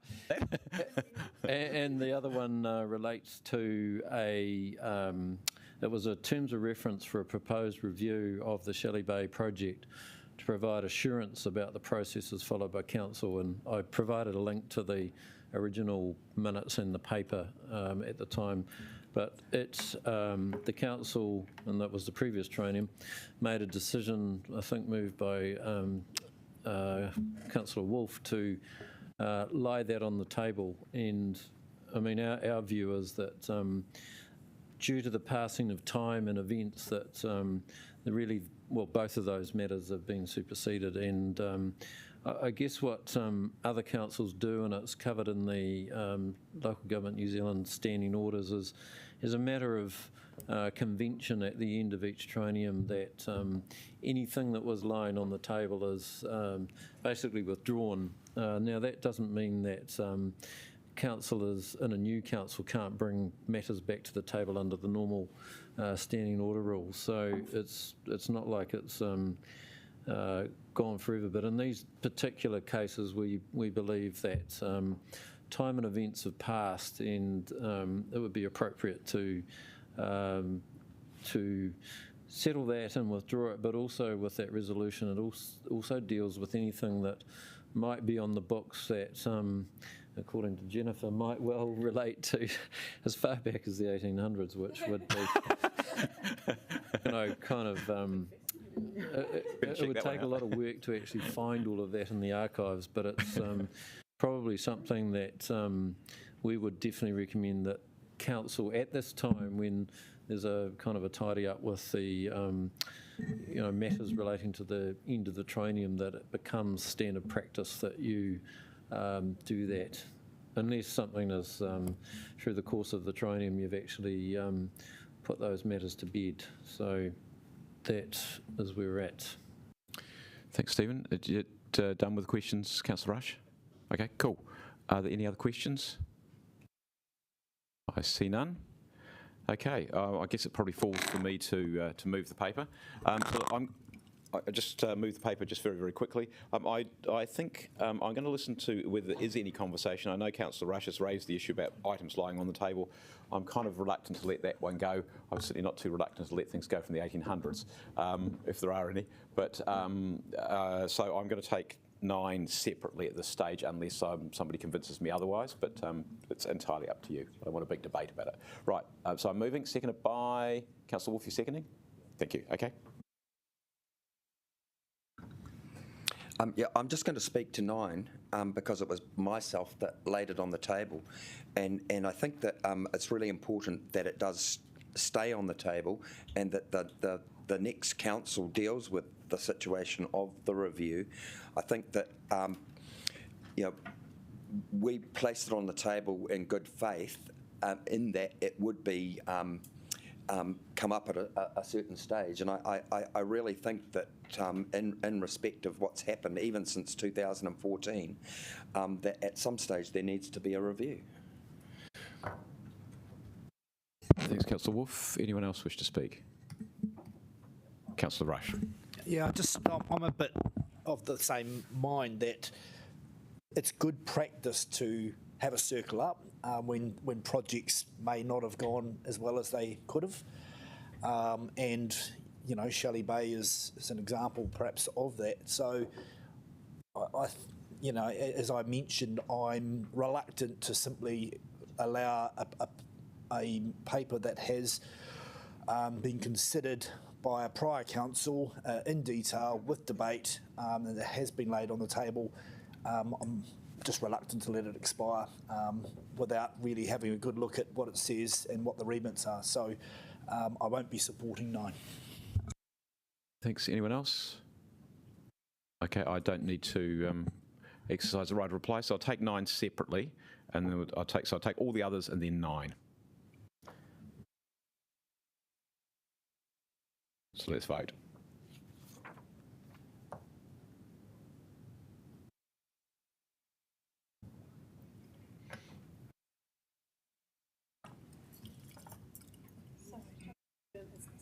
This is all the others. This is all the others except 9. Okay, all the others except 9.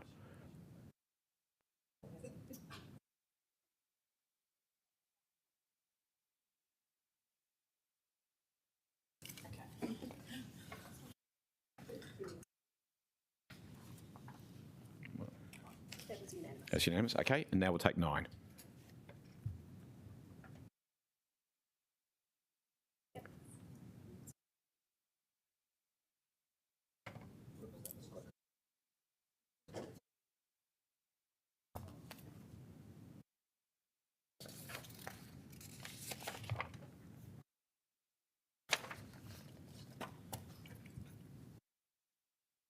Okay, thank you.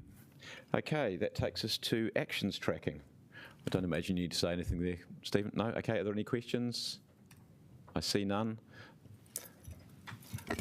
I'll move, seconded by Councillor Day. Thank you. Any debate? See none. Let's vote.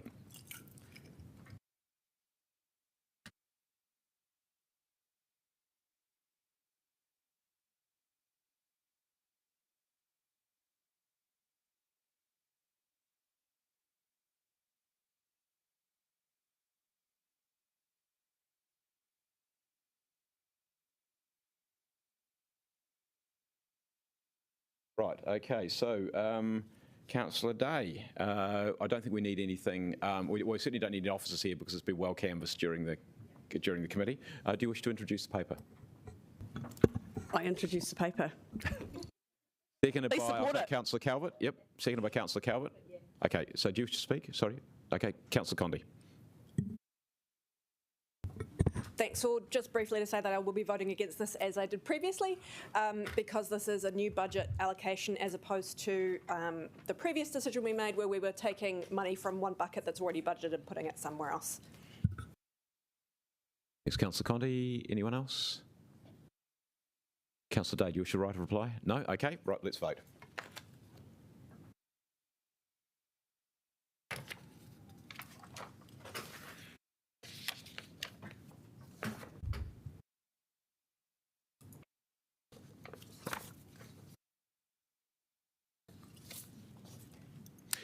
Thank you, councillors. Okay, that takes us to the report of the Finance and Performance Committee, the draft annual report and audit. So, Councillor Calvert, you wish to introduce.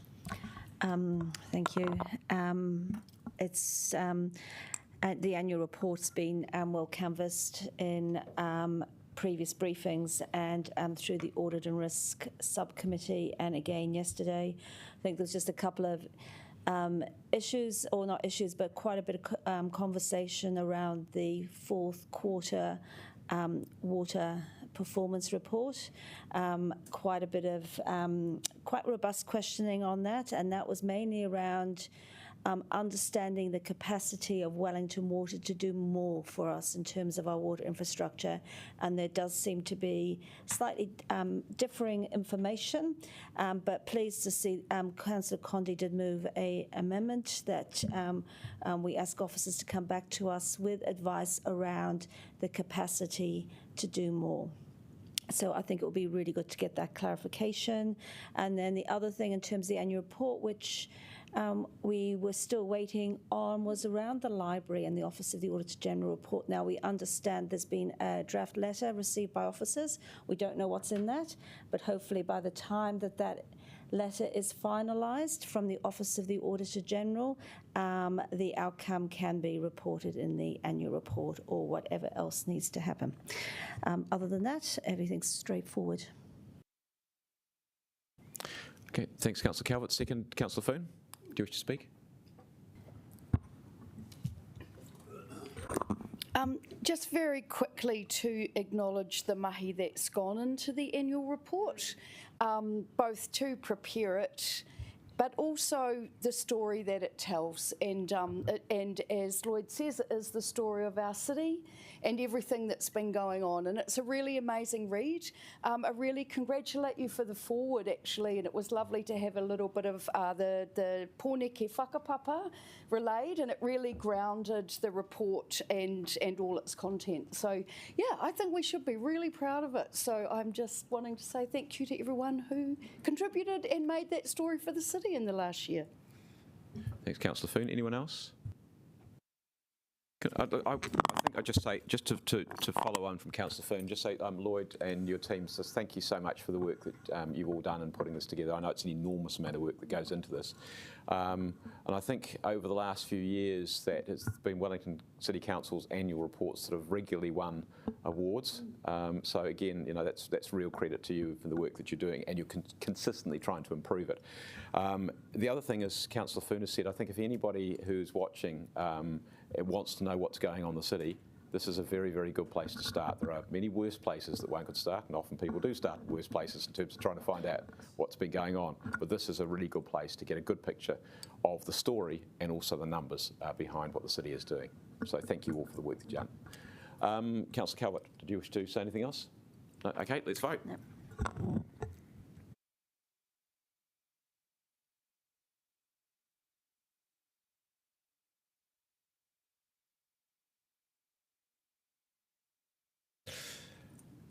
Okay, that takes us to, so councillors, what we're going to do, and audience, what we're going to do is we are going to go into public excluded. We have two, hopefully relatively brief papers to deal with. Then we're going to come out of public excluded and we're going to have valedictories from councillors, but particularly retiring councillors. And then we're going to have a karakia to close off this council meeting and the triennium from Mana Whenua. Councillors, I'm going to move that we go into public excluded. The reasons are set out in the papers. 7 2B little 2, section 48 1A. They are basically to allow us to conduct negotiations. So if you will please vote, councillors. Oh, sorry, I'm moving seconded by Councillor Matthews. Thank you.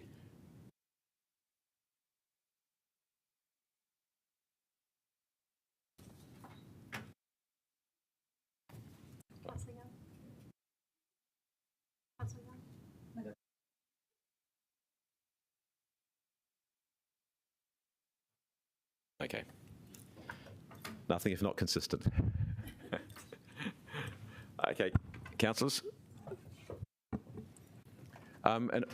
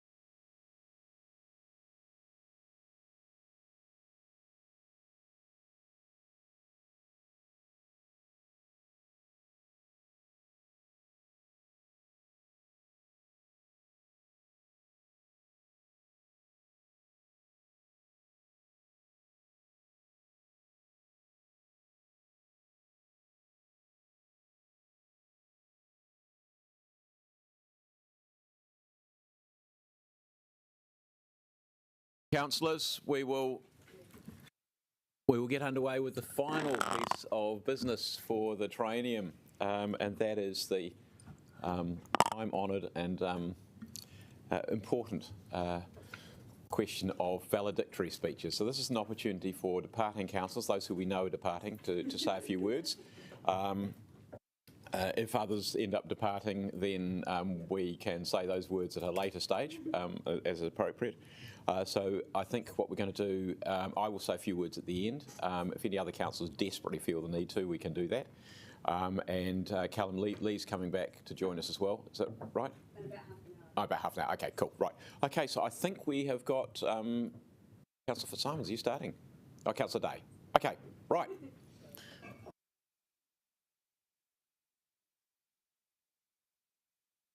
We'll set a timer and then ignore it. Oh, great. No, don't set a timer. That'll put me off. Just as a guidance, right.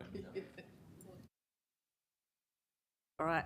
Tuatahi ki ngā iwi mana whenua te ati awa taranaki whānui me Ngāti Tua rangatira ngā mihi mai o hā ki a koutou. Tēnā koe Callum. Tuarua e te whānau o te Kaunihera o Pōneke, tēnā koutou katoa. So over the last few days, I've been reflecting on what it was that brought me to council and how I was possibly going to wrap this whirlwind experience up into a valedictory speech. So here goes. 2016 was a big year. At the end of 2016, both Donald Trump and I were elected. That is where that similarity ends. More significantly for us locally, though, on the 14th of November 2016, 37 days after being elected, an earthquake struck, having a huge impact on the city of Wellington, more significantly so than we realised at the time. It's been an honour to serve the people of the Takapū Northern Ward in Wellington for the past 6 years. Being in this role gives you a very good understanding of what makes the place special. My reflection on Wellington is that it is a city with many generous people. They see an issue and get involved, whether it's cooking food for the community, teaching people English, supporting people to settle in New Zealand, plant trees, Wellingtonians care and they get involved. I want to honour the people in Wellington who volunteer and give service that goes above and beyond the everyday mahi. You make Wellington special, and it's been a privilege to see much of this mahi in action. The Children's Hospital, opening very soon, in fact tomorrow, is a great example. It is a true testament to the generosity of Wellingtonians, and I'd like to acknowledge my father-in-law Bill Day for his huge efforts to see this become a reality for the children of Wellington and beyond. So my journey started 7 years ago as the chair of a school board of trustees, lobbying my local ward councillor and then Deputy Mayor Justin Lester to put a bike track in my kids' school. We got the bike track, and then I received the whittle. You should stand for council. My first reaction was to laugh and think, yeah, right, but something nagged on my mind. As a teacher, I was seeing families struggle with the cycle of poverty, and the impact of the housing crisis was very real for many of the children that I taught. As you do when someone tells you about something that you don't know much about, I went away and quietly Googled, what does a city councillor do? I really wish I'd taken a screenshot of that search, but from memory, the first few things that popped up were headlines about councillors getting into trouble. Pretty accurate, really. It was all very interesting, but I was still none the wiser as to what the job looked like. I just want to be clear, though, I can confirm that the search now produces much more informative results. So I'd been a diligent voter and voted in council elections, but this is where I think we need to reflect on low engagement with local government. I didn't really understand what skills an elected member would need. So I started a process of research. I watched council meetings and talked to current and ex-councillors. Fundamentally, though, what helped me make the decision to stand was the very real experiences that families I knew were having. Forever etched in my mind is the 6-year-old I was teaching who was having repeated absence from school because of repeated bronchitis and pneumonia due to the leak in his bedroom which fed the black mould.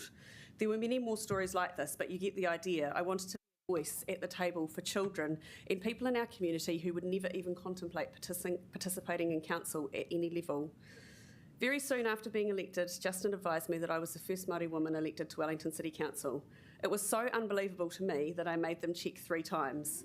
How could it be 2016 in Wellington, Aotearoa, and this council had never had a Māori woman elected? Our Indigenous culture had never heard the voice of a wahine Māori at the decision-making table. It will be no surprise to any of you that I reflect often on the changes that we have made with regards to Māori participation in decision-making and delivering for Māori and Te Whanganui-a-Tara. I would like to acknowledge and thank the Mayor and Councillors for your courageous support with establishing the mana whenua seats, Māori Ward, Tākai Here, Te Tauihu last term and significantly increasing funding for Māori development. The Te Tiriti relationship is no longer a compliance exercise, but actually an understanding of the way that we work and the strength that partnership brings to our decision-making processes. I want to acknowledge the mana whenua leaders who I've had the honour of getting to know, and to Liz Kelly for the impact that she has had on this council. She showed us in a very short time how important intergenerational Indigenous knowledge is. So this council has started a journey on co-governance. We have seen the benefits. To the future council, please don't be afraid to try new things. There is so much to gain. And I'd also like to thank at this point Barbara and ELT for so capably turning these decisions into reality and for bringing Karipa into the team. The launch of the app Maho last week, please download it, was an amazing way to finish my time on council. Wellington is well on its way to being a bilingual city, and I have complete faith in this council team to turn this into reality. What gave me great hope was the way the app was developed. This was a true product of partnership. This app is hands down one of the best I have seen, including both mana whenua dialects and so much information for all. I couldn't let this opportunity pass without acknowledging Nikki, Billy, Anna, Renee, Te Puritanga and Suzanne. These wahine toa did the mahi when the resources were lean and the expectations were high. They did it with grace, compassion and aroha, and I am grateful. Other highlights of my time on council are opening the Linden Community Centre to the community, one of our communities in our city which has had huge underinvestment from the council over the years, was struggling with the fact that the community couldn't engage with each other, and council responded beautifully and will continue to, and I will continue to watch and support that mahi happening.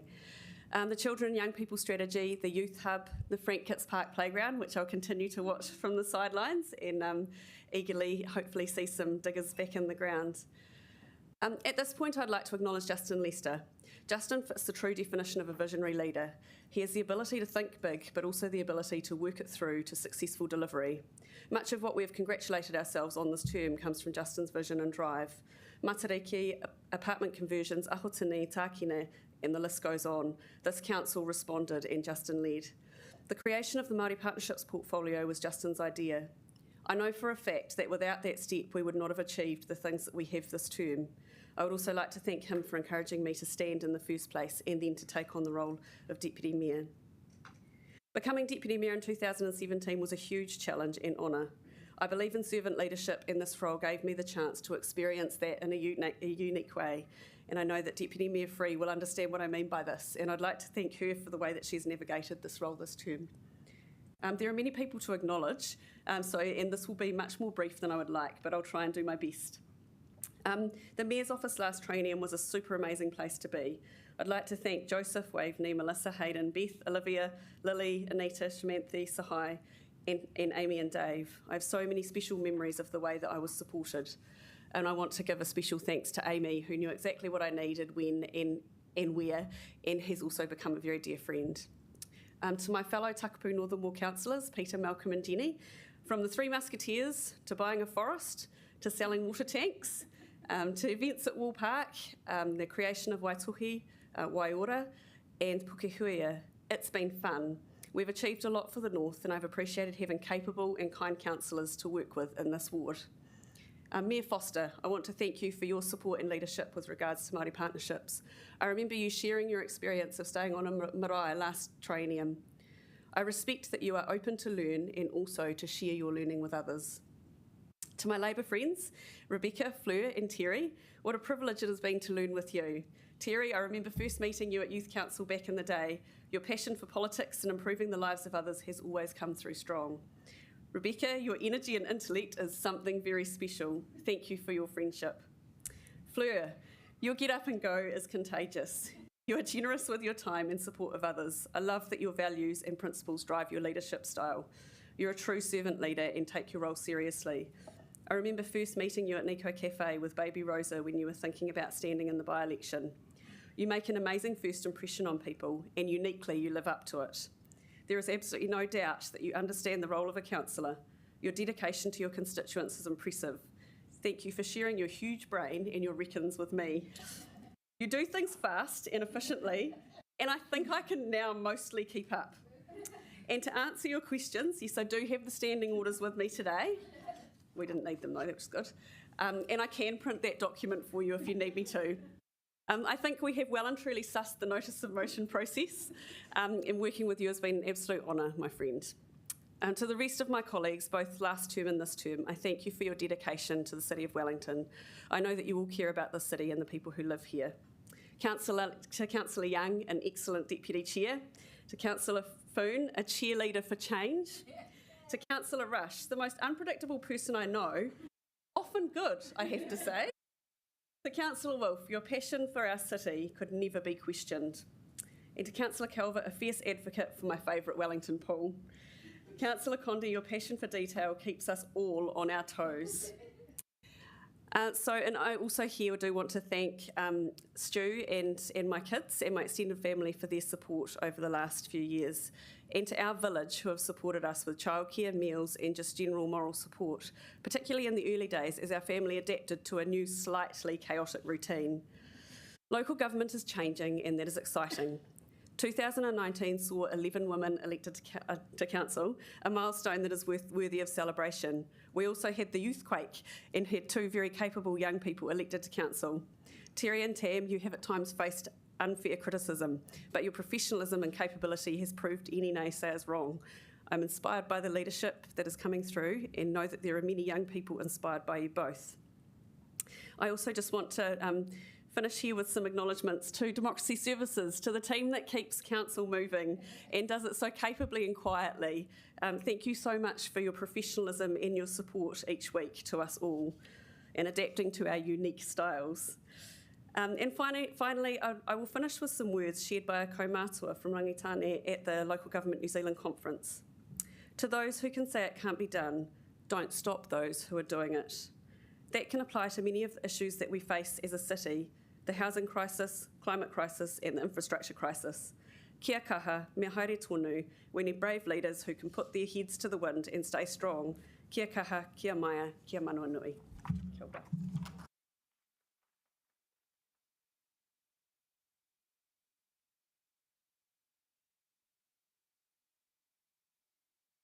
Councillor Fitzsimons.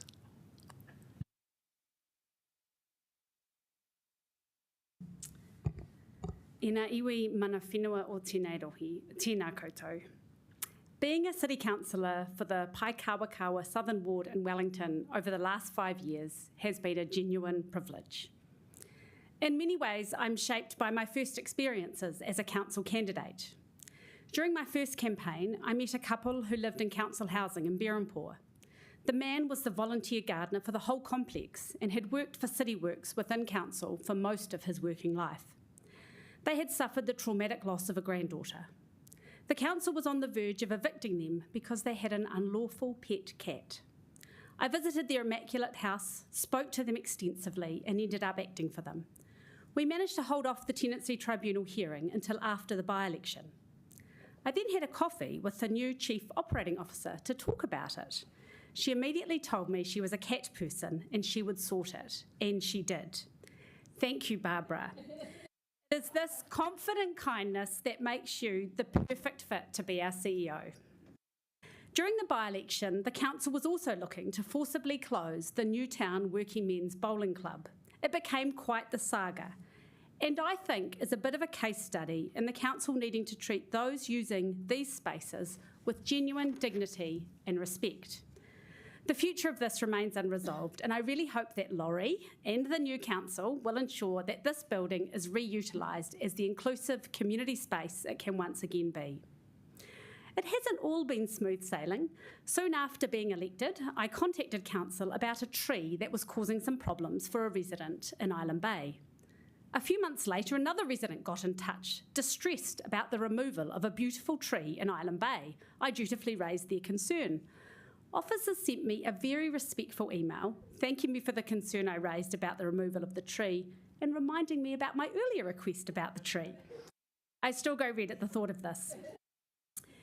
Being a city councillor during the terrorist attacks and visiting the Kilburnie Mosque with the then Mayor Justin Lester on that terrible night is something I will never forget.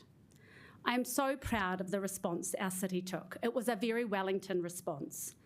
Our CCOs and recreation staff all quietly took steps to make our Muslim residents feel the love and support that our city felt toward them.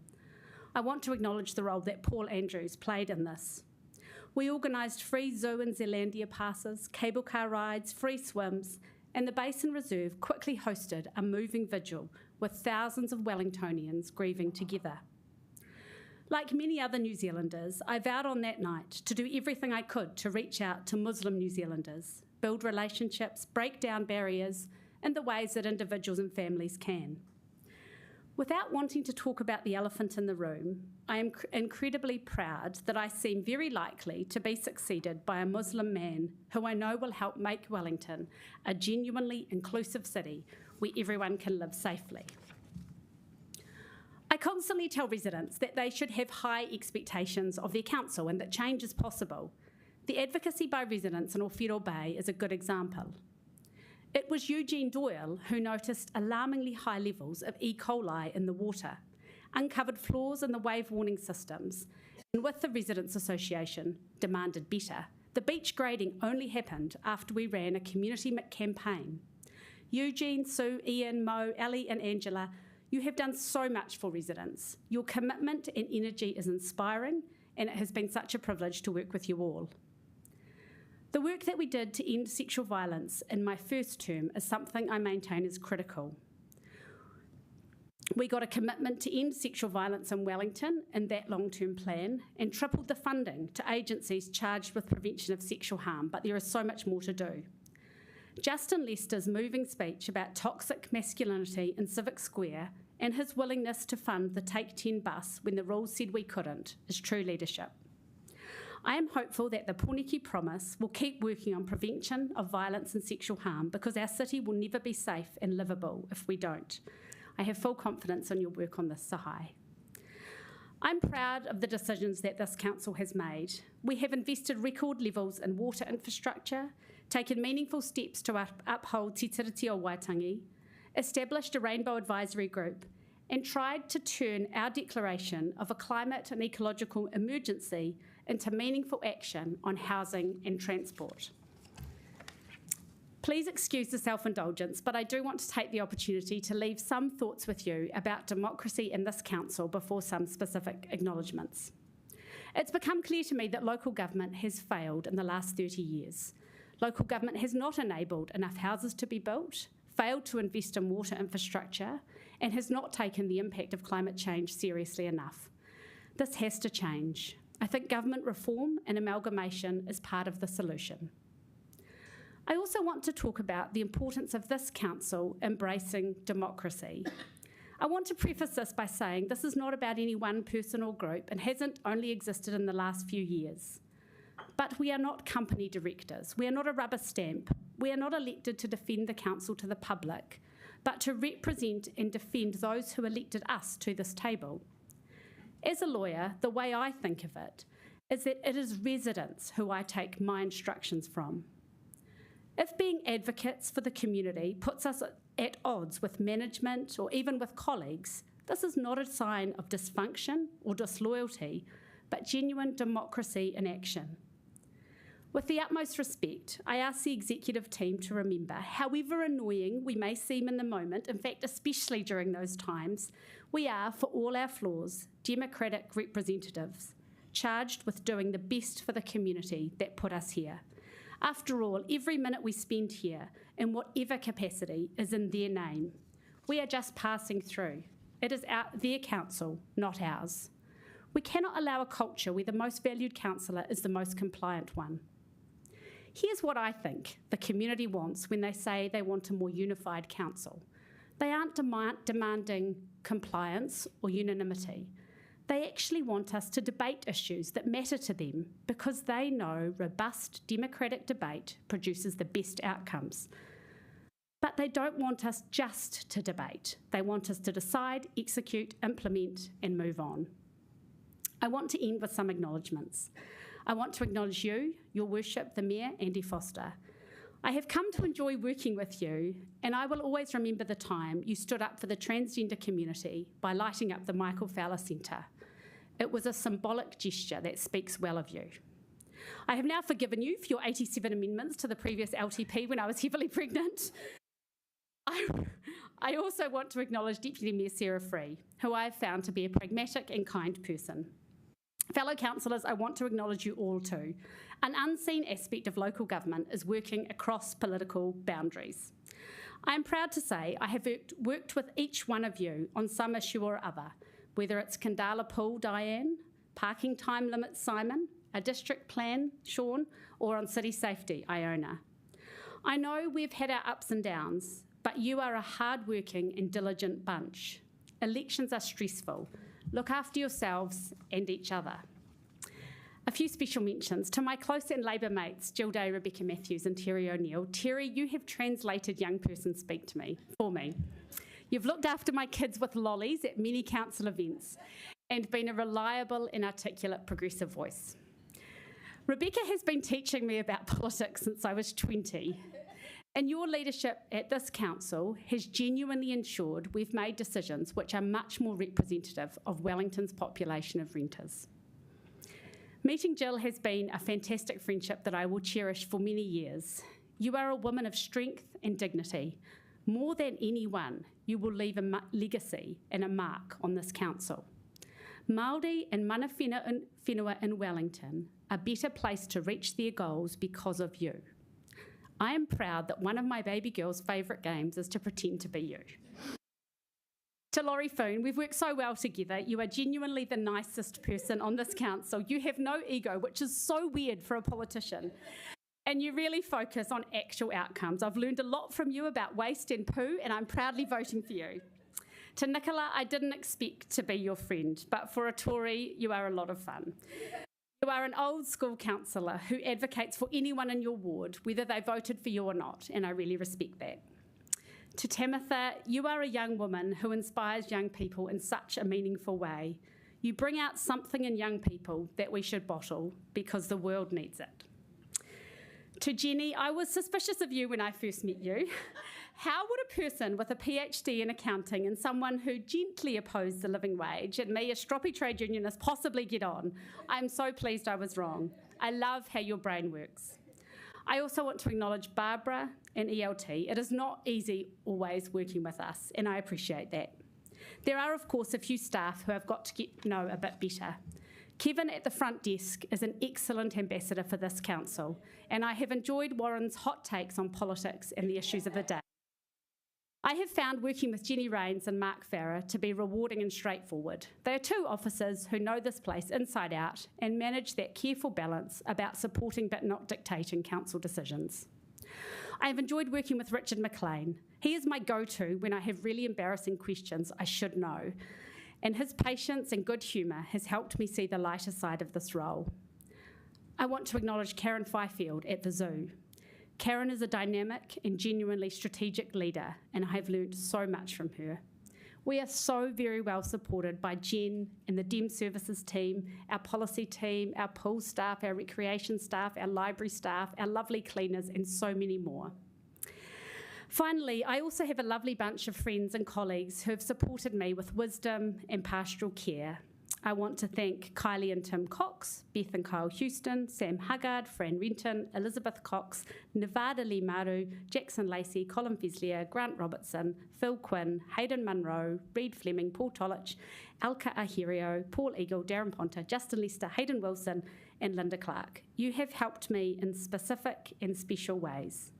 Finally, to my family, my mum and dad, David, Zach, Eli, Rosa, and baby Kate, who when she was born was about 50% council chocolate biscuits.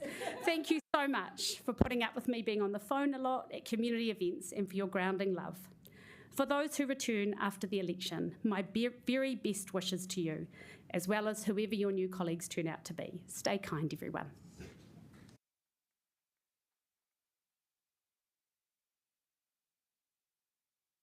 Councillor Rush.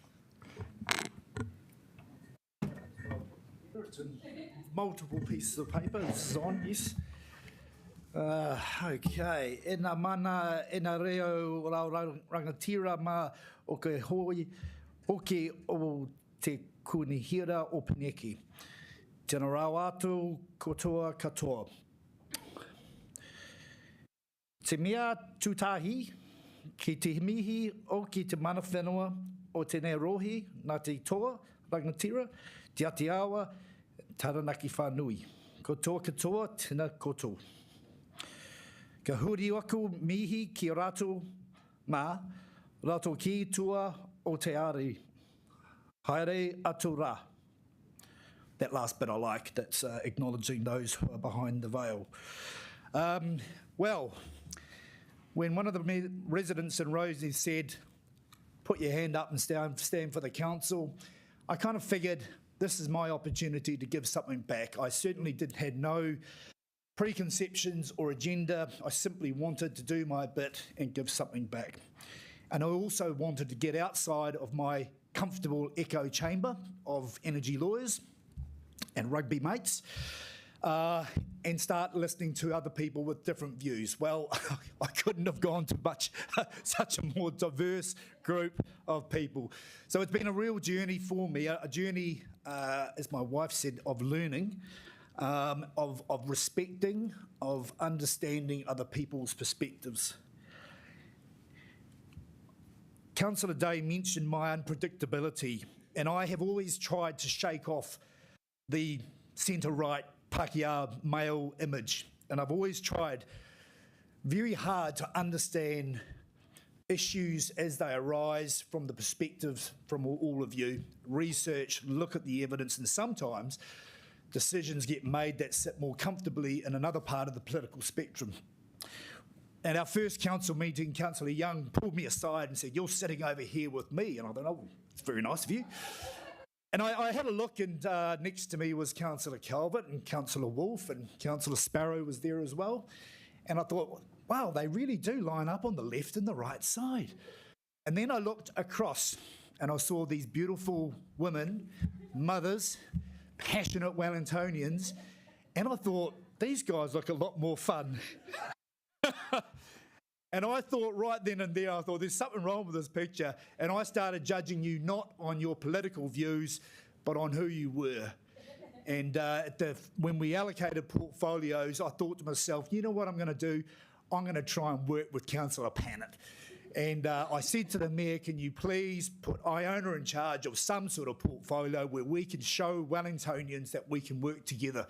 And I'm very proud to say not only did we work well together on non-climate related issues, I suppose, but in water, but she was a great friend and mentor to me throughout the term, actually.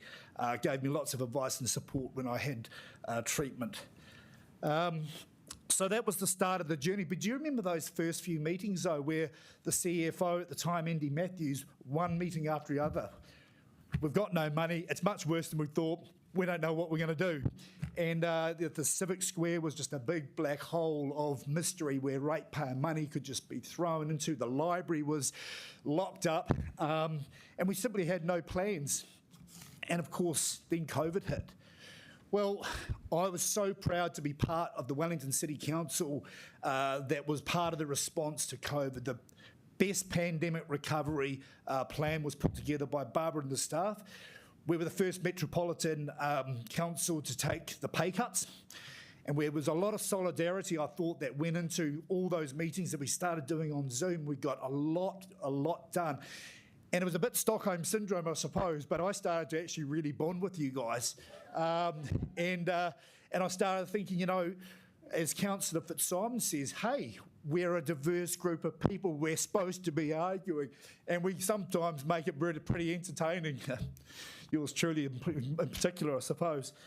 But we did a lot of work, and now as we start coming out of that COVID experience, we can start looking forward to things for better times, I suppose. I guess for me, you know, having a diagnosis of bowel cancer made me have a real think about what I was doing.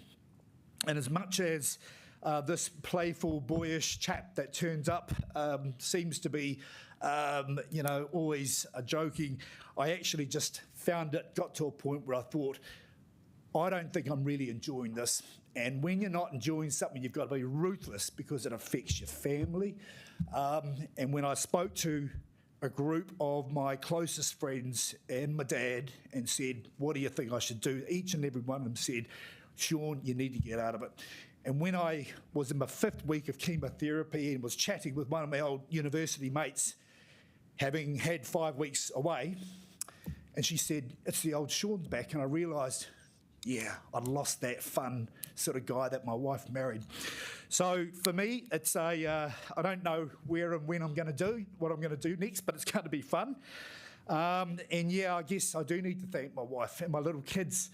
Right, I've got an 8 and a 5-year-old. I just thought, well, the next 3 years, they'll be 11 and 8, and they are the last of the grandchildren that are actually still our little kids.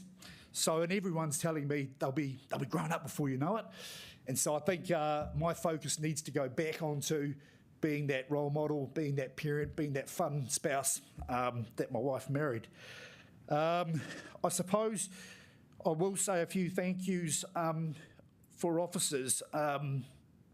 I'll start with Mike Mendoza, who's no longer here, but we work very well together. And I guess I think the CEO's done an outstanding job as well. I think all of you in the ELT, Siobhan as well, you know, really under extraordinary circumstances. I mean, we shouldn't underestimate just how bad COVID was, and you should all be very proud. As I said at the time, one day we'll all look back on it and say, I was the city leader when that happened. But I have been listening to some of the candidates' debates, and there's a lot of melancholy. And do you remember John Allen said, people are saying that Wellington's lost its mojo. I don't think it ever did lose its mojo. And I'm going to tell you this, there is so much to look forward to.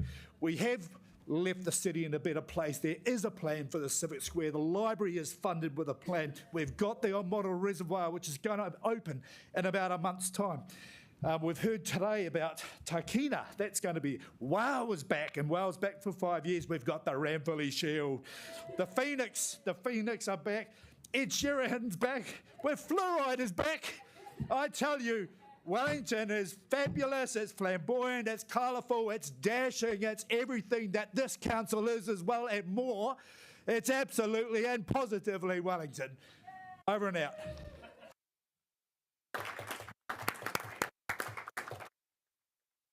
Thank you for that, Councillor Allen.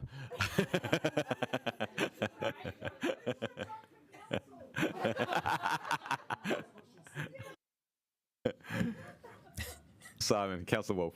Ena mana, ena reo, ena iwi, tēnā koutou, tēnā koutou katoa. How the heck do I follow that, Sean? I'm going to start with the thank yous. First of all, the Whārangi Onslow Western community. The people that are in my constituency have been amazing. I call it Whārangi Onslow Western Inc., and I'll refer back to some of the things a little bit later. Also, the Kāori Association, the Kāori Business Association, that really melded and helped us, especially in the last triennium. Also, the city's many volunteers. You know, I just love the community and constituency work. I just want to talk a little bit about my wife Meg and my kids Noah and Lily Jane, because they have contended with quite a bit, and they've been completely supportive. And in saying that, there are wives and spouses, and I just want to, Andy, you know, you've had a difficult mayoralty. Most people would say that. I think you've recovered reasonably well. But I just want to say something about Anne. Your wife has been amazing during this term, and you know, I get all sorts of reports on how people are great ambassadors for the city, and Anne has been that, as was Liz Lester and Alistair Nicholson. But Anne's been exceptional, and I know I just wish you to relate that back to her. I've mentioned my wife and kids, but I lost my greatest advisor during this term, which was my mother. Yeah, she was the greatest inspiration that I have had, and other people have had as well. We shared my mother, and I was tremendously proud of her, as I am of my sister and my my sister's partner, who represent my fantastic legal team. Yeah, they're and as advisors. Can I just now talk about ELT, because you guys are the best ELT that I've had experience with over the 9 years. You know, without exception, you know, you've got truckloads of strengths, and you're free and frank and brave, and I really have admired working with you all.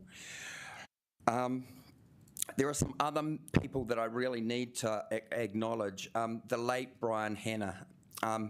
Brian was amazing, and the best practice that he established with the advisory groups, and particularly the Youth Council, is where and thank you, Jill, as well for your work, and Terry, and our Youth Council is one of the proudest achievements that I've seen around through the 9 years. Brian Hanna was amazing, and I just have to acknowledge Brian. There are some other people. I never would have got through council without the wonderful Fiona Dunlop, who was so wonderful. She got restructured out, and I regret that happened, and that I didn't stand up a lot firmer for her. But we have to stay governance, and that was an operational matter, and I think I've managed to keep within the governance realms throughout the 9 years, and I'm proud of that as well. There are some other people, Simon Wright, who he was the officer that really nailed what our Youth Council should be, and he was a great engagement specialist as well. John McGrath, Greg Orchard, Tom Wan, Richard McLean's been mentioned, but Paul Andrews in particular. Talk about free and frank, and you wonder if you're going to get through. But then things sometimes aren't a problem, and an outcome has been resolved. So also and there's a couple of others, and I'll refer back to them a little bit later. Anthony Wilson, I really admired Anthony, still do. Glad that he's been picked up by all sorts of government agencies. A really wonderful pipes and infrastructure specialist. Sarah Owen as well. I enjoyed Sarah's free and frankness. You certainly knew where you stood. Some other colleagues, particularly in the ward, all have contributed, but Diane, you and I have since around this time 3 years ago, Diane presented at public participation as a elected sorry, 6 years ago as a just a public participant. She ripped us to shreds, and I thought, oh my gosh, this lady's got guts, and we worked on quite a few things together after that, including medium density housing. And Diane, you've been a great friend, and I just like to acknowledge all that you've done, and how you've protected me, and I really valued that. So thank you. I want to put something right as well. Malcolm Sparrow, I really felt Malcolm was really not treated correctly by the media. I really think that of the constituent councillors, Malcolm would be one of the best. You don't become Mayor of Tawa without doing the yards, and I think Malcolm for his the way that the gentlemanly way that he went about doing what he did, and he had honour and respect, and I think that's really important. So I just want to thank all the guys in Democratic Services as well, each and every one of them. Thanks, Jen. And we've had some great ones in the past, and you've got a great team here now. So thank you. Where's my water? Thank you. I'll just deal with a few other things at the moment. The media, the constants have been Tom, and I think Tom is watching. I've enjoyed Tom. I think he's one of the best investigative reporters that this city's ever seen. I really value how he gets a story, and I feel that he's frustrated at 400 words, because when you see that he gets a few more, he does bloody well. Georgina Campbell and Dave Armstrong for the laughs and for the analysis. I've enjoyed that. Best entertainment factor. Well, it was going to be Councillor Young, but she thinks I'm the best entertainment factor, and I'll miss you, Nicola. But Sean, you took the cake today. It was getting really, really close, and you've got it. The best piece of work that I've seen on council was the Outer Greenbelt plan that Peter Gilbert put together. It could have been really contentious and controversial, and he and Beck Ramsey absolutely nailed it. And the worst was the Island Bay Cycleway, and I do regret not supporting the first notice of motion, and it's still incomplete. There's a lot of pride that I have, and most of these little things, well, they're not little. The Wolf Glover Te Whiti turf, and Jill and I were talking, so I said I couldn't remember if there'd been a ribbon cut, but Jill reminded me of a few that we've been involved in. So, and I also like to acknowledge Paul Eagle for these as well. The Wolf Glover Te Whiti turf, that was absolutely essential. Toitu Pōneke, which is a best practice hub. The Wersa Bay Yacht Club, the Lyell Bay Surf Club. Club Kelvin has been amazing. Waiora, Waitohi, the Koori Event Centre. The pools for schools was a really important one as well. And thank you, Fleur, the leisure card. The work that you did in pioneering that, I was proud to support you, and so were others. And also on the 3-hour parking, I also want to mention, I think one of the greatest achievements that I've had personally was ensuring that the Citizens Advice Bureau was saved, and that the PricewaterhouseCoopers review improved what they could do. And it improved us as well. The St James and I have mentioned the Youth Council. Best practice external organisation by a long shot. The Karori Medical Centre for their work that they did in with COVID. They're just amazing, and I had the fortune to meet up with Ashley Bloomfield today, and he endorsed that. The worst government policy would have to have been the SHARS, the Special Housing Accords, and us not being able to access the IRRS. One of my biggest disappointments in the term was my treatment by the Office of the Ombudsman, which was tardy. The best investment, I think it will be, return on investment, will be the Conference and Event Centre. I just believe that will be something that will be phenomenal for Wellington. And the biggest disappointment, probably, and one of the biggest regrets, because we didn't take on Anthony Wilson's advice in 2014 to invest more in our pipes and to double the $80 million annual plan. The best recovery, Zealandia. Zealandia was a failing operation, and it got revamped and was fantastic, and is fantastic. The most frustrating thing I've had around here is the council IT and the Wi-Fi infrastructure. Thank heavens I had my own portable hub off my phone. Portable Wi-Fi. It needs resolving. And I never got to use the council room printer. It never worked for me. It just didn't. The worst councillor habit. And I'm sorry, guys. Tam, yellow card for you. Rebecca, yellow card for you. Twitter is not a great way to communicate.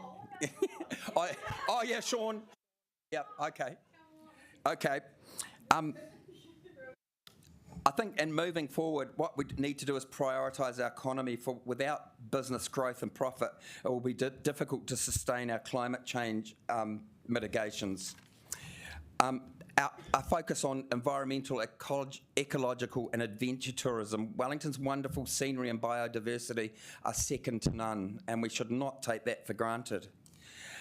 My future will be around public transport advocacy, our environment and resilience. It will also be back into fronting not just aviation safety and victim support issues, but transport safety issues as a whole. And in that regard, I'm going to be very strong on continuing to advocate for more efficient, effective and victim-friendly coronial processes, which at the moment are far too long. We've just had one that's just been released from 2015, and I'm determined that my friends and my colleagues from down south will not be going through such a torturous process. The other things that I'll be doing, obviously, will be getting back into my photography in a bigger and better way. Refereeing, and you've seen a little example of the yellow card situation. Sorry? John, I've got a red card here. Red card. No, I can talk this through. I can person manage this. You'll be fine, Tam. Yep. So, yeah, the refereeing is something that I really, really love, and I'll be getting more involved in family planning and the Diabetes New Zealand and family. Sorry, I should explain. I'm a life member of family planning, and I need to, and I did. But Joe. Yeah, okay, that was a goodie. Just before I conclude.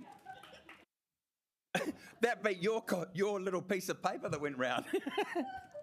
Okay, just before I wind up, there are a few things that I really want to put forth to it rather than what I just did. Loyalty and respect and honour for our ageing population and the legacies that they've achieved for the city is really important. And I think moving forward, the code of conduct at this council is far from fair and reasonable, nor is it best practice. Its legality has big holes, and I think that new councillors really.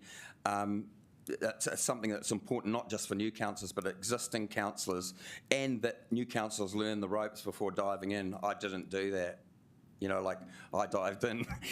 And the other thing that I think is really important that we need to consider is that time is the biggest cost. Time management and the value that we place on our time, and especially time around the table and time meeting people and time, it needs a radical change. The time wastage is one of council's biggest costs. And now it's actually, in that regard, it's time to blow the whistle on my 9 years and look to my advancement, whatever it brings.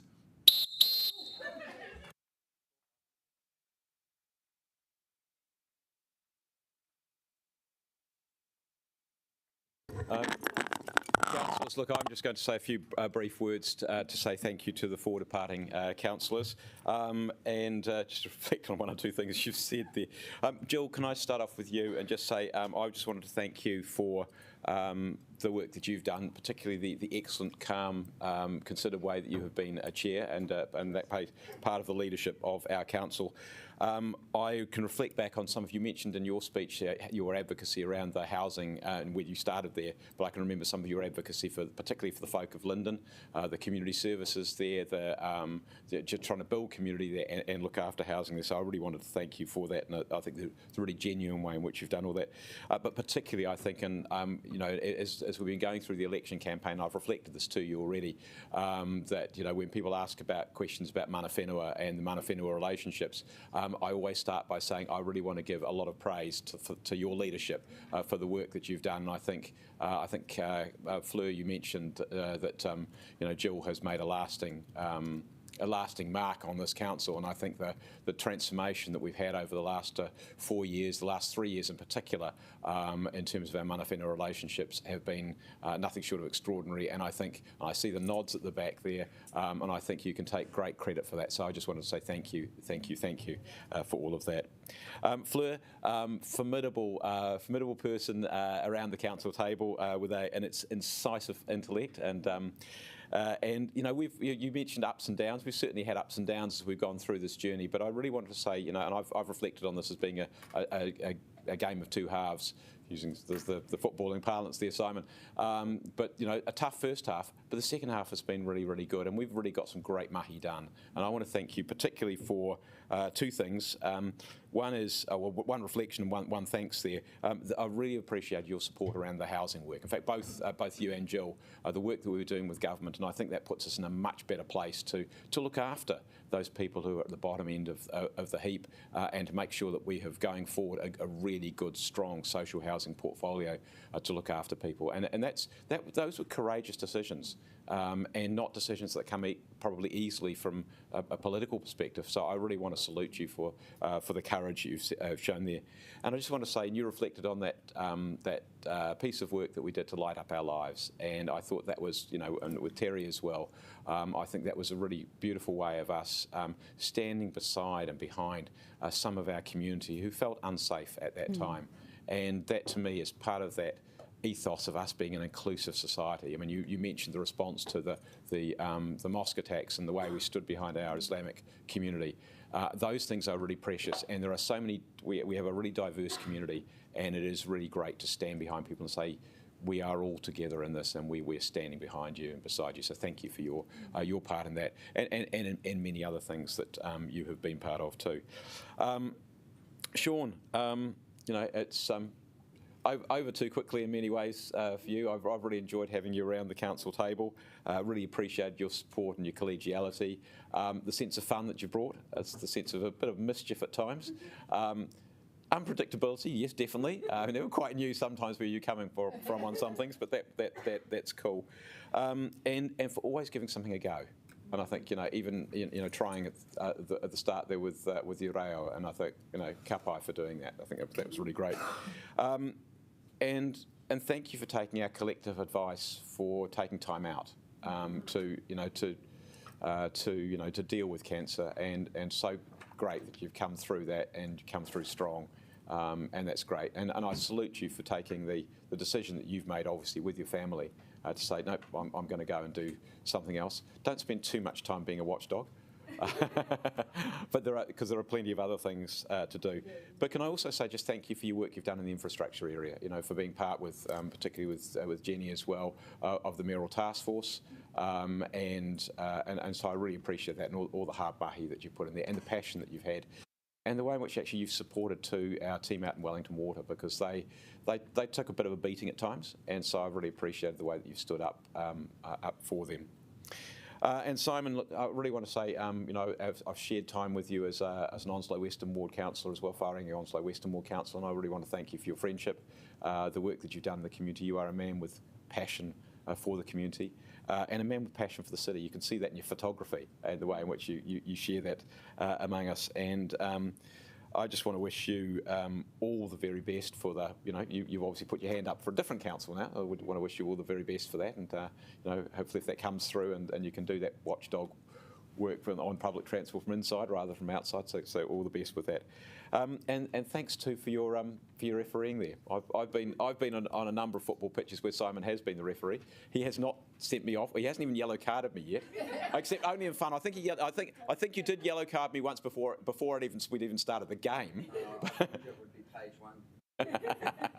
But thank you, and he is actually a pretty good referee. Most people speak very highly of him. So, but Simon, I just really want to thank you for your friendship and for the work that we've had. You know, we've been able to do over time, both as a councillor and also as mayor. So thank you all. Look, thank you all, councillors. I think what came through from all of you is your passion for the city. And your love for the city, your love for the people of the city. That's something that possibly collectively that people don't get the credit for. And I will always say that I think people are here. We might disagree, we might fight like cats and dogs at times, but everybody's here because they care, and that's the really, really important part. So So tēnā koutou everyone, and it's been an absolute pleasure working with you four, and I wish you all the best in the next steps. Kia ora.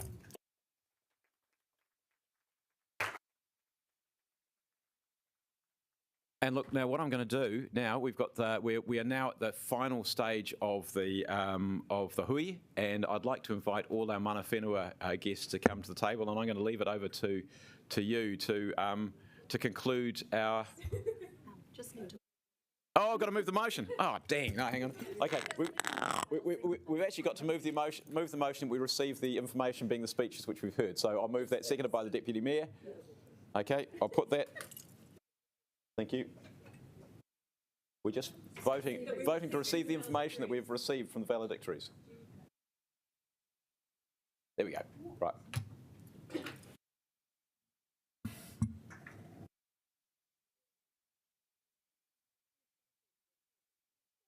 Okay, we can do that, yeah.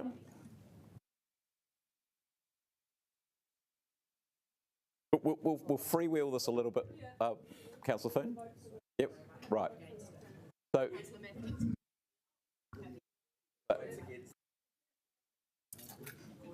right.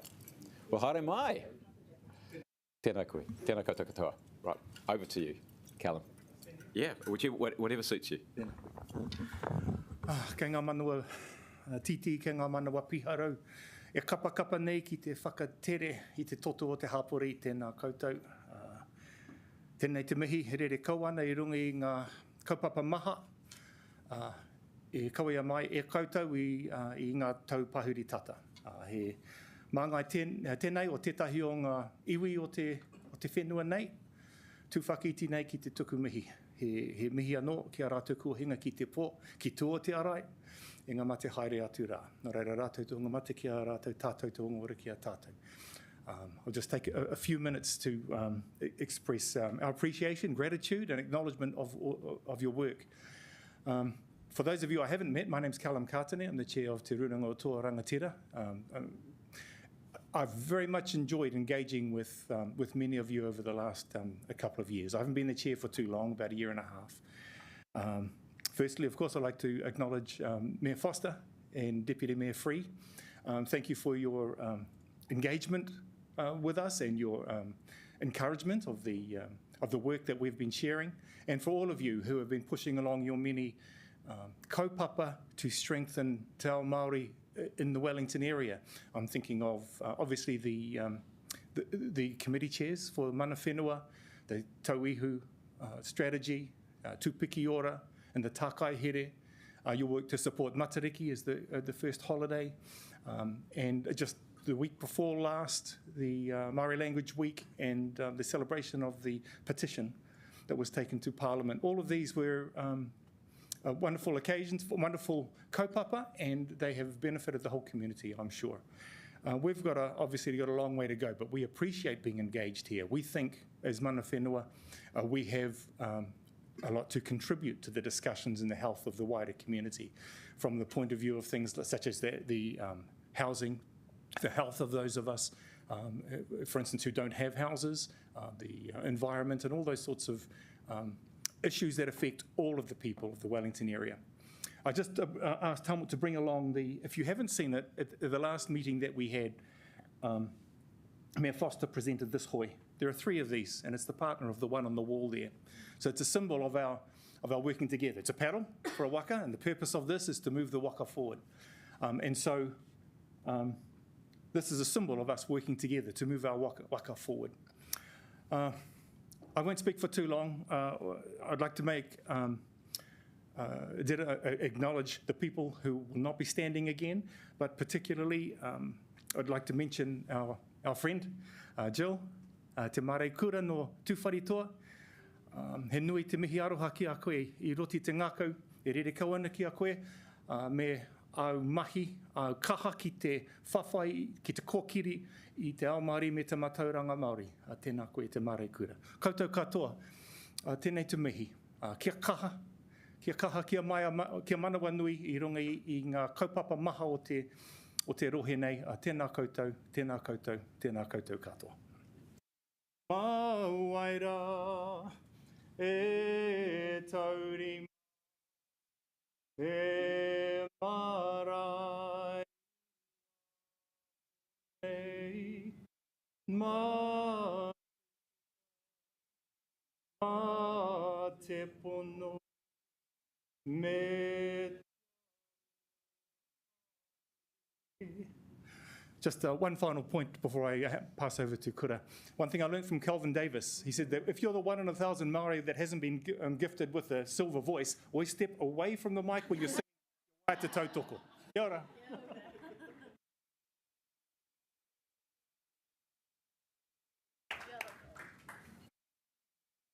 Arakam I rawa tura e te tepu. Tēnei te raukura o te ateo e mi I kauane ki o koutou. E te tepu, e te tau e pāuri ake nei te taumaa ki rungi a koutou. Tā te mea kua tai mai rā te ngā rara o te mate korona, ki rungi I tō tātou taone, o tia no rā mā koutou, I hoi atu rā ngā ngaru nunui, ngā ngaru roa, e Pōneke ngā wera mu I te aroaro o tātou. Nō reira, just endorsing the kōrero of my whanaunga Callum, Mayor Foster, Deputy Mayor and Councillors. It's been a wonderful experience as we navigate a way forward, and it is the art of how we navigate forward from this point on. There's new horizons, and that came about through some of the huge pushes that Council have made for us in terms of the rail strategy some time back. Eventually we will get to be a city that is promoting te reo Māori and kaupapa Māori, but it's a journey of a navigation, and with our hois it allows us to navigate, and at different points in times with our tākaihere document there'll be times when Council will lead, and there will be times when mana whenua will lead, and it's with that and we actually do need one another. We do need one another not only in terms of opportunity, but in times of challenges as we start to prepare ourselves for climate change and emergency matters. Just recently there was a national emergency hui out at Hongoeka as we prepare for such emergencies. But most importantly, acknowledging Council and your diverse backgrounds that you bring. Koera te kupu, whiua te kōrero, whiua te whakaaro, whiua atu rā I te kaupapa e hara I te tangata. And I think it's something that it's always a challenge that when you're passionate about something, we tend to lose thought and challenge the person and not the kaupapa. And if we focus on the kaupapa and the issues at hand and leaving all that wero to individuals to the side, we'll navigate through this.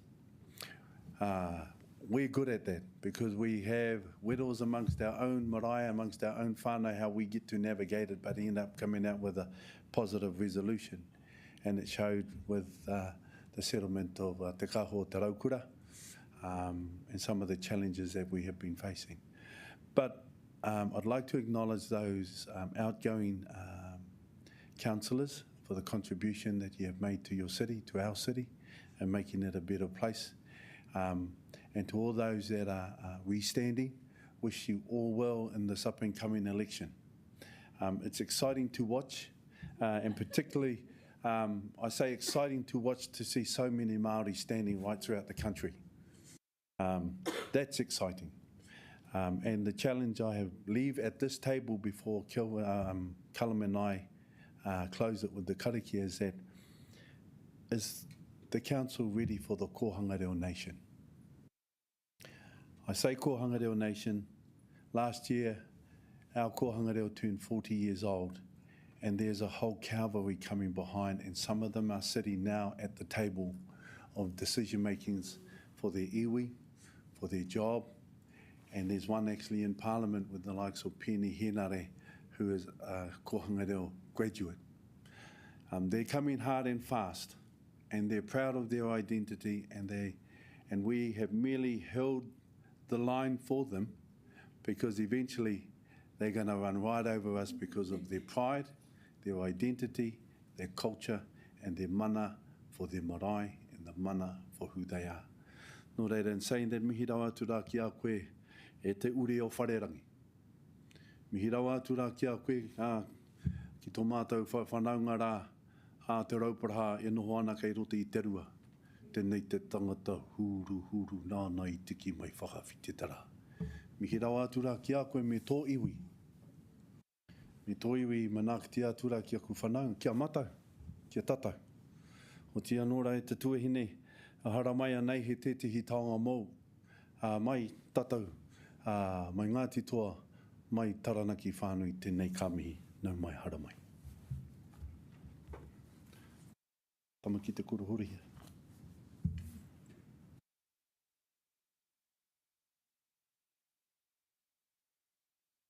Tama ki te kura horihia kia tahu te ringa takoto matua koi e tēnei tiki te wakapū tiki kura I mai o waiki.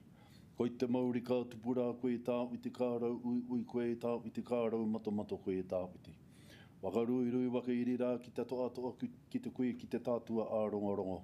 Ko ia te tiri, ko ia te maru, ko ia te tātai, ko ia te tōtoro. Tēnei te tahu mai ne, e rongo whakairi he kirunga. Turua uti maka maua kia tīnā.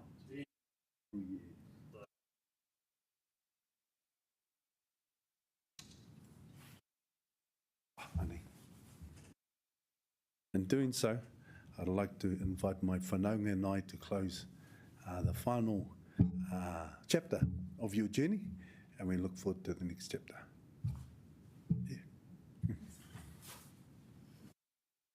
Sorry to interrupt proceedings. We were on a good roll there too. I was feeling that wairua, but I did want to just inject one last thing. I was reminded by Sean recently that whenever it was, when we were discussing the opportunity for mana whenua working more closely with what partnership would look like, and I was reminded that I said something like, I don't know, I've never seen it. And I just wanted to reflect before we put a wrap and have the karakia whakamoe here today, that I have seen it now. And like all good beginnings, where people actually are determined and authentically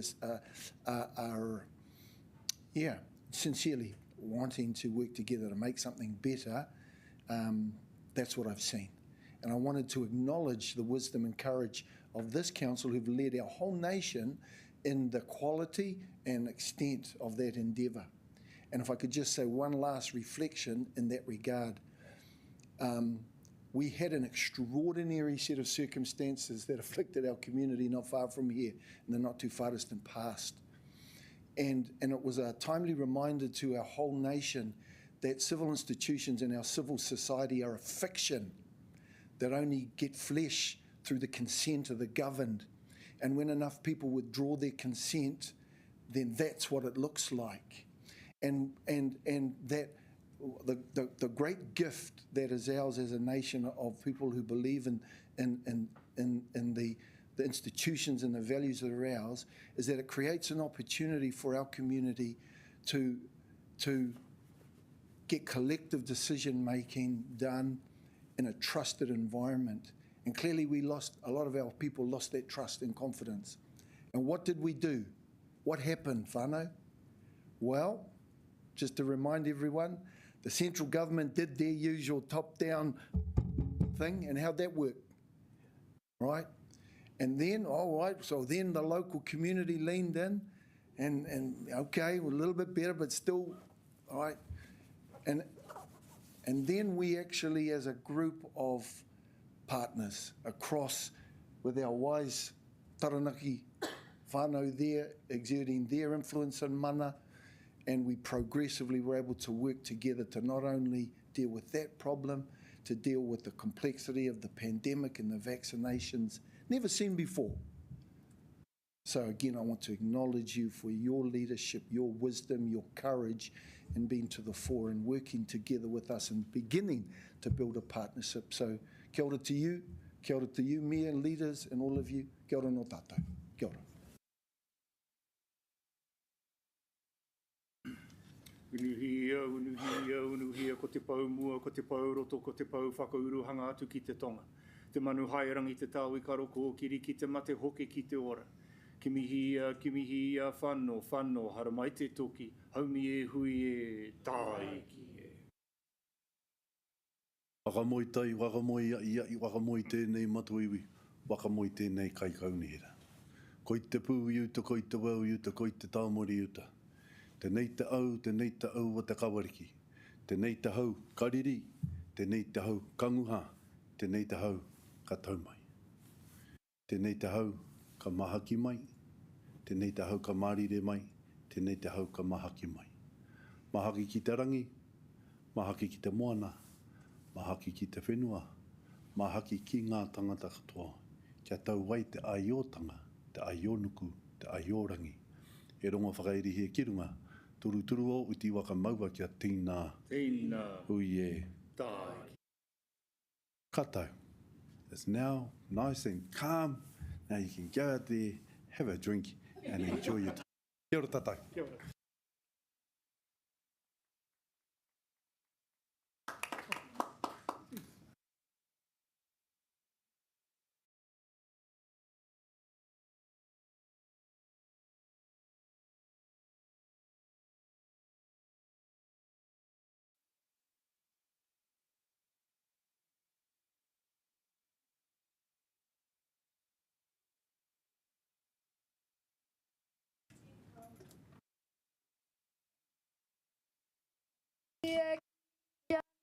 He wai ra e taone miharo a Pōneke.